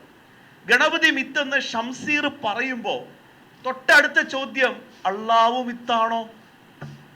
അവിടെ നമുക്ക് കിട്ടുന്നത് എന്താണ്? ഒരു മൗനം. ഈ അർത്ഥത്തിൽ ഒന്നുകിൽ നിങ്ങൾ ഒരാളെ വിമർശിക്കുമ്പോൾ അതിന് തത്തുല്യമായി തന്നെ മറ്റൊരാളെയും വിമർശിക്കപ്പെടാൻ, അല്ലെങ്കിൽ മതേതരവാദിയാണെന്ന് പറയാൻ എങ്കിലും വിമർശിക്കാൻ നിങ്ങൾ തയ്യാറാവണം. പക്ഷെ പറ്റുന്നില്ല. അവിടെയാണ് നമ്മൾ കാത് കൂർപ്പിച്ച് നിർത്തേണ്ടതും കണ്ണ് തുറന്നു പിടിക്കേണ്ടതും. ഇവരുടെ ഗൂഢ ഉദ്ദേശം അത് തന്നെയാണ്. അതാണ് ഞാൻ നേരത്തെ പറഞ്ഞത്. മാർക്സ് പറഞ്ഞ ഒരു കാര്യം പ്രസാദ് കൃത്യമായി തന്നെ അനുസരിച്ചു, എന്നാൽ രണ്ടാമത് പറഞ്ഞ കാര്യം പ്രസാദിനോട് മറന്നുപോയി. അവിടെയാണ് കൃത്യമായ വോട്ട് ബാങ്ക് രാഷ്ട്രീയവും പൊളിറ്റിക്സും ഇവിടെ നടക്കുന്നത്. അതിൽ CPM അല്ല, CPI അല്ല, ഈ ഇടതുപക്ഷ പ്രസ്ഥാനങ്ങളും, കോൺഗ്രസിന് നമുക്ക് വിടാം, കാര്യമൊന്നുമില്ല. ഈ ഇടതുപക്ഷ പ്രസ്ഥാനങ്ങളൊക്കെ തന്നെ അവരുടെ അധികാരത്തിന്റെയും ബൗദ്ധികമായ നേട്ടത്തിനും വേണ്ടിയിട്ടാണ് ഇതൊക്കെ നമ്മുടെ ദേശീയതയും നമ്മുടെ സംസ്കാരത്തെയും നമ്മുടെ എല്ലാ കാര്യങ്ങളും ഇങ്ങനെ ദുരുപയോഗം ചെയ്തുകൊണ്ടിരിക്കുന്നത്. ഇതില് എന്താണ് ഒരു പ്രതിവിധി? ഈ കാണുന്ന ചർച്ചകളും ഈ കാണുന്ന കൂട്ടായ്മകളും തന്നെയാണ് ഇതിന് പ്രതിവിധി. കൃത്യമായി തന്നെ നമ്മൾ അതിനെക്കുറിച്ച് അപഗ്രഥിച്ച് ഓരോ പൊളിറ്റിക്കൽ മാറ്റങ്ങളും കൃത്യമായി തന്നെ വിശകലനം ചെയ്ത് അതിനെക്കുറിച്ച് അഗാധമായ ചർച്ചകൾ നടത്തിയാൽ മാത്രമേ ഇത് പുതിയ തലമുറയിലേക്ക് കൂടി എത്തണം. നേരത്തെ ശിവൻകുട്ടിയെ എല്ലാവർക്കും അറിയുമെന്ന് പറഞ്ഞു. കഴിഞ്ഞ ദിവസം ഒരു റീൽ ഉണ്ടായിരുന്നു. VN വാസവനെ കാണിച്ചപ്പോൾ ഭൂരിഭാഗം കുട്ടികളും പറഞ്ഞ് ഇത് ശിവൻകുട്ടിയല്ലേ. അപ്പൊ ഇടത്തോട്ട് മുടി നീങ്ങിയാൽ വാസവനും, വലത്തോട്ട് മുടി നീങ്ങിയാൽ ശിവൻകുട്ടിയാണെന്നുള്ളൊരു പൊതു ചിത്രത്തിലേക്ക് പുതിയ തലമുറ വന്നിരിക്കുകയാണ്. അവർക്കിതൊന്നും അറിയില്ല. അവരെ കുറ്റം പറഞ്ഞിട്ടും കാര്യമില്ല. ChatGPTയുടെയും ഇൻസ്റ്റയുടെയും ഒക്കെ ലോകത്ത് അഭിരമിക്കുന്ന ആ കുട്ടികളെ, നമ്മുടെ പുതിയ തലമുറയ്ക്ക് ഇതൊന്നും മനസ്സിലാകുന്നില്ല. അവരിലേക്കാണ് നമ്മൾ കൃത്യമായി തന്നെ എത്തേണ്ടത്. ആ ഒരു തരത്തിലുള്ള പ്രവർത്തനം നമുക്ക് ഹിന്ദുധർമ്മ പരിഷത്തിനും നമുക്ക് കൂട്ടായും പൊതുവിലും ചെയ്തേ മതിയാവും. കാരണം ഇത് നിലനിൽപ്പിന്റെ പ്രശ്നമാണ്. കേവലം ഒരു വോട്ട് ബാങ്ക് പൊളിറ്റിക്സ് എന്നതിനപ്പുറത്തേക്ക് നമ്മുടെ രാജ്യത്തെ ശിഥിലമാക്കാനുള്ള, വെട്ടിമുറിക്കാനുള്ള നീക്കങ്ങളുടെ ഭാഗമായി പോലും നമ്മൾ ഇതിനെ കാണണം. ആ തരത്തിലുള്ള ഒരു പ്രതിരോധമാണ് നമുക്ക് ഇവിടെ ഉയർത്തുകയും ചെയ്യുന്നത്. എന്തായാലും ഒരിക്കൽ കൂടി കൃത്യമായി തന്നെ ഹൃദയം നിറഞ്ഞ നന്ദി ഹിന്ദുധർമ്മ പരിഷത്തിന് സമർപ്പിച്ചുകൊണ്ട് നിർത്തുകയാണ്. പണ്ട് കലിയുഗ വർഷം ആരംഭിച്ച സമയത്ത്, ഇത് പലർക്കും അറിയാം ഈ കഥ, ബ്രഹ്മാവ് എല്ലാവരെയും വിളിച്ചു. അസുരന്മാരും ദേവന്മാരും മനുഷ്യന്മാരെല്ലാവരും ഋഷിമാരെല്ലാവരും വരി. എന്നിട്ട് പുള്ളി ദ എന്നൊരു ശബ്ദം മാത്രം പുറപ്പെടുവിച്ചു. അപ്പൊ അവരങ്ങ് പോയി. അപ്പൊ ഇവരെല്ലാം മാറി മാറി എന്ന് ചർച്ച ചെയ്യും. ഇതെന്താന്ന് പുള്ളി ഉദ്ദേശിച്ചെന്ന് മനസ്സിലാവണല്ലോ. അപ്പൊ ദേവന്മാര് അദ്ദേഹത്തിന്റെ അവരുടെ ആചാര്യന്റെ കൂട്ടത്തിൽ നിന്ന് ഒരു പ്രത്യേക ഗ്രൂപ്പ് യോഗം കൂടി, നമ്മളെ മാനേജ്മെന്റ് സ്റ്റഡീസിൽ പ്രത്യേക ഗ്രൂപ്പ് യോഗം കൂടിയിട്ട് അവർ തീരുമാനിച്ചു, ദമം ഇന്ദ്രിയ ആസക്തിയിൽ ഇങ്ങനെ മുഖരിതമാകുന്ന ദേവന്മാർക്കൊക്കെ ഒരു നിയന്ത്രണമൊക്കെ വേണം എന്നുള്ള ഒരു ചിന്തയായിരിക്കാം പറഞ്ഞതെന്ന്. അപ്പോൾ ശുക്രാചാര്യയുടെ നേതൃത്വത്തിൽ അസുരന്മാർ തൊട്ടപ്പുറത്ത് പോയിട്ടൊരു യോഗം കൂടി. അപ്പം അവർ പറഞ്ഞു ദയ എന്നായിരിക്കും ചിലപ്പോൾ ഉദ്ദേശിച്ചിട്ടുണ്ടാവുക. കാരണം നമ്മൾ ഈ ക്രൂരതയൊക്കെ ചെയ്ത് അത് ബ്രഹ്മാനെ അത്ര ഇഷ്ടപ്പെടുന്നില്ല. അതുകൊണ്ട് നമ്മളിനി ദയ കാണിക്കണം എന്നുള്ളതായിരിക്കും. നമ്മുടെ ഋഷി പരമ്പരകൾ, ഋഷി വര്യന്മാരുടെ നേതൃത്വത്തിൽ മനുഷ്യരും പ്രത്യേക ഒരു ഗ്രൂപ്പ് യോഗം കൂടി. അപ്പോൾ അവർ പറഞ്ഞൊരു ഒരു വ്യാഖ്യാനം ദാനം എന്നതായിരിക്കും ബ്രഹ്മാവ് ഉദ്ദേശിച്ചിട്ടുണ്ടാവുക. നേരത്തെ അമായിഷേട്ടൻ പറഞ്ഞതുപോലെ ഉണ്ടായിട്ടും വേണ്ടാത്തവർ, അങ്ങനെ ഒരു സമൂഹം ഇവിടെ ഉള്ളിടത്തോളം കാലം ഈ തരത്തിലുള്ള ഒരു ഭീഷണികളും നമ്മുടെ രോമത്തിൽ പോലും സ്പർശിക്കില്ല എന്നതാണ് ഏറ്റവും പ്രധാനപ്പെട്ട കാര്യം. അതുമാത്രം നമുക്ക് ഉറക്കെ പറഞ്ഞുകൊണ്ട് മനോഹരമായി ചിരിച്ചുകൊണ്ട് നല്ല ചാരുകസാലയിൽ നിവർന്നിരുന്നു കൊണ്ട് പ്രസാദിനെയൊക്കെ നോക്കിക്കാണാം. നമസ്തേ. ഗൈനക്കോളജിസ്റ്റാണ്, ഹോസ്പിറ്റലുണ്ട്. ഇപ്പം ഞാൻ ഇവിടെ ഉണ്ടായിരുന്ന സംസാരിച്ച എല്ലാവരുടെയും സംസാരം കേട്ടു. നിങ്ങൾ ഈ കാലഘട്ടത്തിൻ്റെ ഒരു പ്രത്യേകത മനസ്സിലാക്കണം. ഇവരെല്ലാം ഇത് ചെയ്യുന്ന നമ്മുടെ ഡെമോഗ്രഫിയിൽ ഉണ്ടാകുന്ന ഒരു ചെറിയ മാറ്റം കണ്ടുകൊണ്ടാണ്. ഈ കൊച്ചു കേരളത്തിൽ ഒതുങ്ങിയിരിക്കുന്ന ഈ പാർട്ടിക്ക് ഈ കൊച്ചു കേരളമെങ്കിലും നിർബന്ധമായിട്ട് വേണമെന്ന് അവർക്ക് ആഗ്രഹമുണ്ട്. അതിന് അവർ ഏത് ലെവൽ വരുവാണെങ്കിലും പോകും എന്നുള്ള കാര്യം അറിയണം. കൊച്ചു കേരളത്തിൻ്റെ ഡെമോഗ്രഫിയാണ് യഥാർത്ഥ പ്രശ്നം.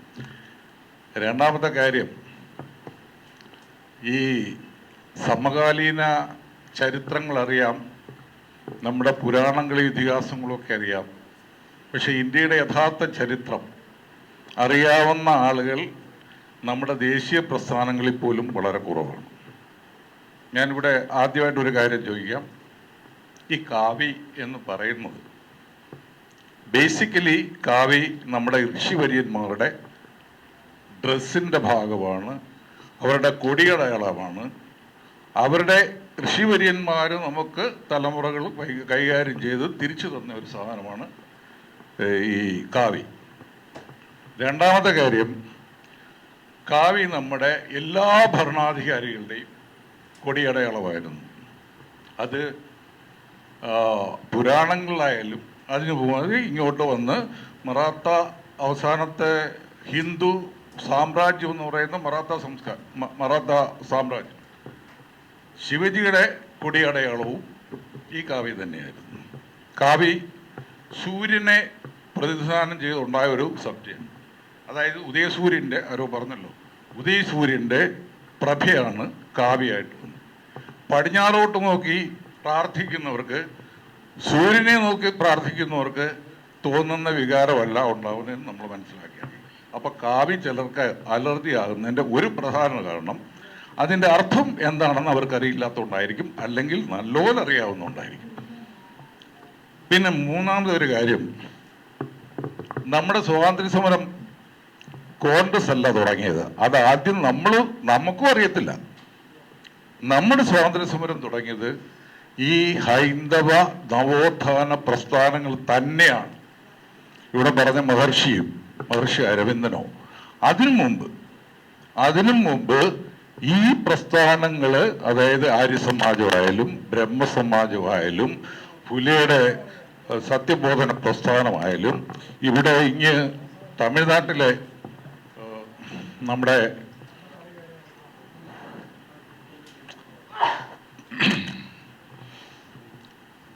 തമിഴ്നാട്ടിലെ ഭക്തി പ്രസ്ഥാനമാണെങ്കിലും ആനി ബസന്റിന്റെ ഫിലോസഫിക്കൽ സൊസൈറ്റി ആണെങ്കിലും എല്ലാ ഹൈന്ദവ നവോത്ഥാന പ്രസ്ഥാനങ്ങളാണ്. അതായത് കുറേ അധികം വർഷം ഇസ്ലാമിക് റൂളിൻ്റെ കീഴിൽ കഴിഞ്ഞു. അത് കഴിഞ്ഞ് കുറച്ചു കാലം ആയപ്പോഴത്തേക്ക് വീണ്ടും ഒരു അധിനിവേശ സംസ്കാരം നമ്മളെ അവിടെ പുറത്ത് ആധിപത്യം സ്ഥാപിക്കാൻ നടക്കും. ഹിന്ദു ദേശീയത ആണ് യഥാർത്ഥത്തിലെ ഇവിടെ സ്വാതന്ത്ര്യ സമരത്തിൻ്റെ തുടക്കമിടുന്നത്. ആ ഹിന്ദു ദേശീയതയുടെ ആദ്യത്തെ പ്രസ്ഥാനങ്ങളെല്ലാം അവർ വന്നിട്ടുള്ളവരെല്ലാം ആദ്യമായി കോൺഗ്രസിന്റെ നേതൃസ്ഥാനത്തേക്ക് വന്ന തിലകൻ ഉൾപ്പെടെ, ഗോഖലെ ഉൾപ്പെടെ, സകല ആളുകളും അവരെല്ലാം ഹിന്ദു ദേശീയ പ്രസ്ഥാനത്തിന്റെ ഭാഗമായിട്ട് ഇന്ത്യയിൽ ഉണ്ടായതാണ്. അവരാണ് സ്വാതന്ത്ര്യ സമരം നയിച്ചതും. മഹാത്മാഗാന്ധിയൊക്കെ 1925 വരുന്നത്. അതിനു മുമ്പ് എത്ര വർഷം ഉണ്ടായിരുന്നു? 1957 ആദ്യത്തെ സ്വാതന്ത്ര്യ സമരം നടക്കുന്നത്. അത് ഇവരാരും ഉള്ളപ്പോഴല്ല, അന്ന് കോൺഗ്രസും ഇല്ല. 1986 കോൺഗ്രസ് ഉണ്ടാകുന്നത്. അതിനു മുമ്പും ഇവിടെ പ്രസ്ഥാനങ്ങളുണ്ട്. അപ്പൊ ഈ ആദ്യ പ്രസ്ഥാനങ്ങൾ പോലും ഹിന്ദു നവോത്ഥാന പ്രസ്ഥാനങ്ങളാണ്. ഇവിടെ ഞാനിത് പറയാൻ കാര്യം എന്താ അറിയോ, നമ്മുടെ ഇവിടെ കുറെ ആളുകൾ ചോദിക്കും, ഈ BJPക്ക് അല്ലെങ്കിൽ ഹിന്ദു പരിവാറിന് ഇന്ത്യൻ സ്വാതന്ത്ര്യ സമരമായിട്ട് എന്താ ബന്ധം? നിങ്ങൾ ആരെങ്കിലും ജയിലിൽ കിടന്നിട്ടുണ്ടോ? ഞാൻ സ്ഥിരം ചോദിക്കുന്ന ചോദ്യമാണ്. അപ്പൊ സത്യത്തിൽ നമുക്ക് ഉത്തരം പറയാൻ അറിയില്ലാത്തതുകൊണ്ടാണ്. The whole process of even the Congress was founded by the Hindu nationalists. അതിനകത്തൊരു സംശയമില്ല. അതിന്റെ ഭാഗമായിരുന്നു ശ്രീ വിവേകാനന്ദനും ശ്രീ രാമകൃഷ്ണ പരമകൃഷ്ണനും ഹംസനും എല്ലാം. കാരണം തിലകൻ ഹിന്ദു ദേശീയ പ്രസ്ഥാനം ഉണ്ടാക്കുന്നത് ഗണേശോത്സവം തുടങ്ങിക്കൊണ്ടാണ്. അത് നിങ്ങൾക്ക് ആർക്കും അറിയാം. ശ്രീ പരമഹംസൻ ഹിന്ദു ദേശീയ പ്രസ്ഥാനം ഉണ്ടാക്കുന്നത് കാളിപൂജ തുടങ്ങിക്കൊണ്ടാണ്. ഇതെല്ലാം ഇത് മാത്രമല്ല, സകല ദേശീയ പ്രസ്ഥാനങ്ങൾ ശ്രീ എന്തുവാ പറഞ്ഞത്, നമ്മുടെ ബ്രഹ്മസമാജം ഉണ്ടായത് ഹിന്ദു നവോത്ഥാന പ്രസ്ഥാനമായിട്ടാണ്. പിന്നെ ആര്യസമാജം ഉണ്ടായത് ഹിന്ദു നവോത്ഥാന പ്രസ്ഥാനമായിട്ടാണ്. പക്ഷെ മുസ്ലിങ്ങളുടെ നവോത്ഥാന പ്രസ്ഥാനമൊക്കെ അവരൊക്കെ ചെയ്തേ, അവരുടെ നേതാവ് എന്ന് പറയുന്ന അലിഗഡ് മുസ്ലിം യൂണിവേഴ്സിറ്റിയുടെ സ്ഥാപക നേതാവാണ്. അവർ സെപ്പറേറ്റ് ദേശീയ പ്രസ്ഥാനം ഉണ്ടാക്കിയത്. എന്ന് വെച്ചാൽ അവർക്ക് ബ്രിട്ടീഷ് ഇന്ത്യ റൂളിനകത്ത് കുറച്ച് ഉദ്യോഗം കിട്ടേണ്ട ഇംഗ്ലീഷ് വിദ്യാഭ്യാസത്തിന് വേണ്ടിയുള്ള ഒരു പ്രസ്ഥാനമാണ് അവരുണ്ടാക്കിയത്. ഇന്ത്യയിലോ ഇന്ത്യൻ ജനത, അതായത് ഹിന്ദു ജനത, അവർ ഇന്ത്യൻ ദേശീയതയാണ് സ്വാതന്ത്ര്യ സമരത്തിന്റെ പ്രധാന മുദ്രാവാക്യമായിട്ടും. അപ്പൊ ഈ രണ്ട് കാര്യങ്ങൾ അറിയുമ്പോഴാണ് നമ്മുടെ ഈ കാവിക്കൊടിയുടെ പ്രത്യേകത നമുക്ക് മനസ്സിലാവുന്നത്. അതെല്ലാം 1930 ഇന്ത്യൻ നാഷണൽ കോൺഗ്രസിന്റെ കൊടി ലാഹോറിൽ ഉയരുമ്പോഴും അതിനു മുമ്പും സ്വാതന്ത്ര്യ സമര സേനാനികളുടെ കൊടി ഉണ്ടായിരുന്നു. അതാദ്യം മനസ്സിലാക്കുക. അത് വേറെ കൊടിയായിരുന്നു, അതായിരുന്നു ഈ കാവിക്കൊടി. അപ്പൊ സ്വാതന്ത്ര്യ സമരം ഇത് ഈ ഒരു കാര്യം കൂടെ പറയട്ടെ. ഈ എന്തുകൊണ്ടാണ് നാഷണൽ ഫ്ലാഗ് ട്രൈ കളർ ആയത്? ട്രൈ കളർ നാഷണൽ ഫ്ലാഗ് ആയത് ഇന്ത്യ ഡിവൈഡ് ചെയ്യുന്ന മുമ്പുള്ള ഒരു കാലത്ത് 1930.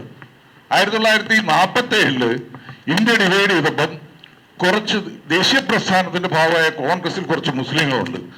അപ്പൊ അവർക്ക് അതുകൊണ്ടാണ് കാവി ഇന്ത്യൻ നാഷണൽ ഫ്ലാഗ് ആകാതിരുന്നത്. കാരണം ഒരുപാട് മുസ്ലിം ഇന്ത്യൻ നാഷണൽ കോൺഗ്രസിന്റെ ഭാഗമായിട്ടിരുന്നു. അവരെ കളയാൻ വയ്യാത്തതുകൊണ്ടാണ് കാവി മാറി പഴയ 1930 ലാഹോറിൽ ഉയർത്തിയ ഈ ത്രിവർണ്ണ പതാക തന്നെ നമ്മുടെ ദേശീയ പതാകയായത്. അപ്പൊ ഇതാണ് അതിൻ്റെയൊക്കെ സത്യം. ഇതെല്ലാം, അതായത് ഇന്ത്യൻ സ്വാതന്ത്ര്യ സമരം എന്ന് പറയുന്നത് ഹിന്ദു ദേശീയ പ്രസ്ഥാനത്തിന്റെ സമരം തന്നെയാണ്. ഇവിടെ ഇന്ത്യ ഡിവൈഡ് ചെയ്തപ്പം കോൺഗ്രസ് ഹിന്ദു രാജ്യം ഉണ്ടാക്കുമെന്നും പറഞ്ഞാണ് മുസ്ലിം ജിന്ന ഒരു പ്രത്യേക സംസ്ഥാനം ആവശ്യം. ഹിന്ദു രാജ്യം. അന്നത്തെ കോൺഗ്രസ് ഹിന്ദുക്കളുടെ പാർട്ടിയായിരുന്നു. ഇന്നത്തെ BJP ഹിന്ദുക്കളുടെ പാർട്ടിയാണ്. ഇന്നത്തെ കോൺഗ്രസ് ജിന്നയുടെ പാർട്ടിയാണ്. അത്രയുള്ള വ്യത്യാസം. അപ്പം ഈ ഒരു പുതിയ ചർച്ച ശ്രീ ഗവർണർ കൊണ്ടുവന്ന ചർച്ച വളരെ ഭംഗിയായിട്ടുണ്ട്. ശ്രീ ഭാരതാംബയായാലും കാവ്യായാലും ഈ ഹിന്ദു ദേശീയതയായാലും ഹിന്ദു ആയാലും ഏറ്റവും അധികം അവമതിക്കപ്പെടുന്ന ഒരു നാടാണ് കേരളം. ആ കേരളത്തിലെ അന്തസ്സായിട്ട് നിന്ന് ഞാൻ ഹിന്ദു ആണെന്ന് പറയാനുള്ള ചങ്കൂറ്റം ഉണ്ടാക്കാൻ പറ്റുന്ന രീതിയിലുള്ള ചരിത്രവും കൂടെ നമ്മളെല്ലാവരും അറിഞ്ഞിരിക്കണം. താങ്ക് യു ആൾ. എനിക്ക് പ്രത്യേകിച്ച് പറയാനുള്ളത് ഈ നമ്മുടെ അവതാരകരുടെ ഉദ്ദേശത്തിൽ ഒരു കാര്യം മാത്രം. all these are because of decreasing demographic concentration of Hindus and increasing concentration of Muslims. അതാണ് ഇവർക്ക് അത് പോയേ പറ്റൂ. കാരണം അവരൊരു 10 വർഷം കഴിയുമ്പോൾ കേരളത്തിലെ ജനസംഖ്യ നോക്കുമ്പോൾ ഇവിടെ ഹിന്ദു ഒരു പ്രധാന ഭാഗമേ അല്ലാതാവും. അതും കൂടെ കണ്ടുകൊണ്ടാണ് അവർ പോകുന്നത്. താങ്ക് യു ആൾ.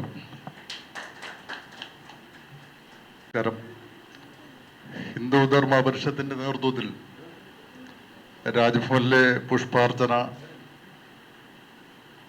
അസഹിഷ്ണുതയ്ക്ക് പിന്നിൽ വോട്ട് ബാങ്ക് രാഷ്ട്രീയമോ എന്ന വിഷയത്തിൽ ഇന്നിവിടെ സംസാരിച്ച ഏറ്റവും പ്രിയങ്കരായ നമ്മുടെ Shyam Babu Koroth, K P Kailasnath, G M Mahesh, Shri S Pradeep എന്നിവർക്ക് കൃതജ്ഞത രേഖപ്പെടുത്തുന്നു. അതോടൊപ്പം ഇന്നിവിടെ ഈ പരിപാടിയിൽ സംബന്ധിക്കുന്ന എല്ലാ ബഹുമാന്യ വ്യക്തിത്വങ്ങൾക്കും കൃതജ്ഞത രേഖപ്പെടുത്തുന്നു. കൂടാതെ ഈ പരിപാടി റിപ്പോർട്ട് ചെയ്യുന്ന മാധ്യമ പ്രവർത്തകർക്കും നല്ലവരായ സുഹൃത്തുക്കൾക്കും ബന്ധുമിത്രാദികൾക്കും എല്ലാവർക്കും ഒരിക്കൽ കൂടി കൃതജ്ഞത രേഖപ്പെടുത്തുന്നു. ഈ വരുന്ന 14-ാം തീയതി ഓപ്പറേഷൻ സിന്ദൂർ എന്ന വിഷയത്തിൽ ഹിന്ദു ധർമ്മ പരിഷത്ത് ഒരു പരിപാടി സംഘടിപ്പിക്കുന്നു. എല്ലാ ബഹുമാന്യരും ദയവായി ഒരാളെങ്കിലും, ഒരു സുഹൃത്തിനെങ്കിലും കൂട്ടിക്കൊണ്ട് നമ്മുടെ ഈ എല്ലാ മാസവും നടക്കുന്ന ഈ പരിപാടിയിൽ പങ്കെടുത്ത് നമ്മുടെ സാമൂഹ്യ വിഷയങ്ങളെ ആസ്പദമാക്കിക്കൊണ്ട് ഹിന്ദു ധർമ്മ പരിഷത്ത് ഇനിയും പല പരിപാടികളുമായി മുന്നോട്ട് പോകും. അതിനുള്ള ധാർമ്മികവും സത്യസന്ധവും ക്രിയാത്മകവുമായ ഒരു നേതൃത്വ സംവിധാനം ഗോപാൽജി നമുക്കെല്ലാവർക്കും പകർന്ന് നൽകിക്കൊണ്ടിരിക്കുകയാണ്. അതിനെല്ലാവരെയും ഒരിക്കൽ കൂടി ഹാർദവമായി ക്ഷണിച്ചുകൊണ്ട് എല്ലാവർക്കും നന്മയുണ്ടാകട്ടെ എന്ന് പ്രാർത്ഥിച്ചുകൊണ്ട് എല്ലാവർക്കും കൃതജ്ഞത രേഖപ്പെടുത്തുന്നു. നന്ദി, നമസ്കാരം.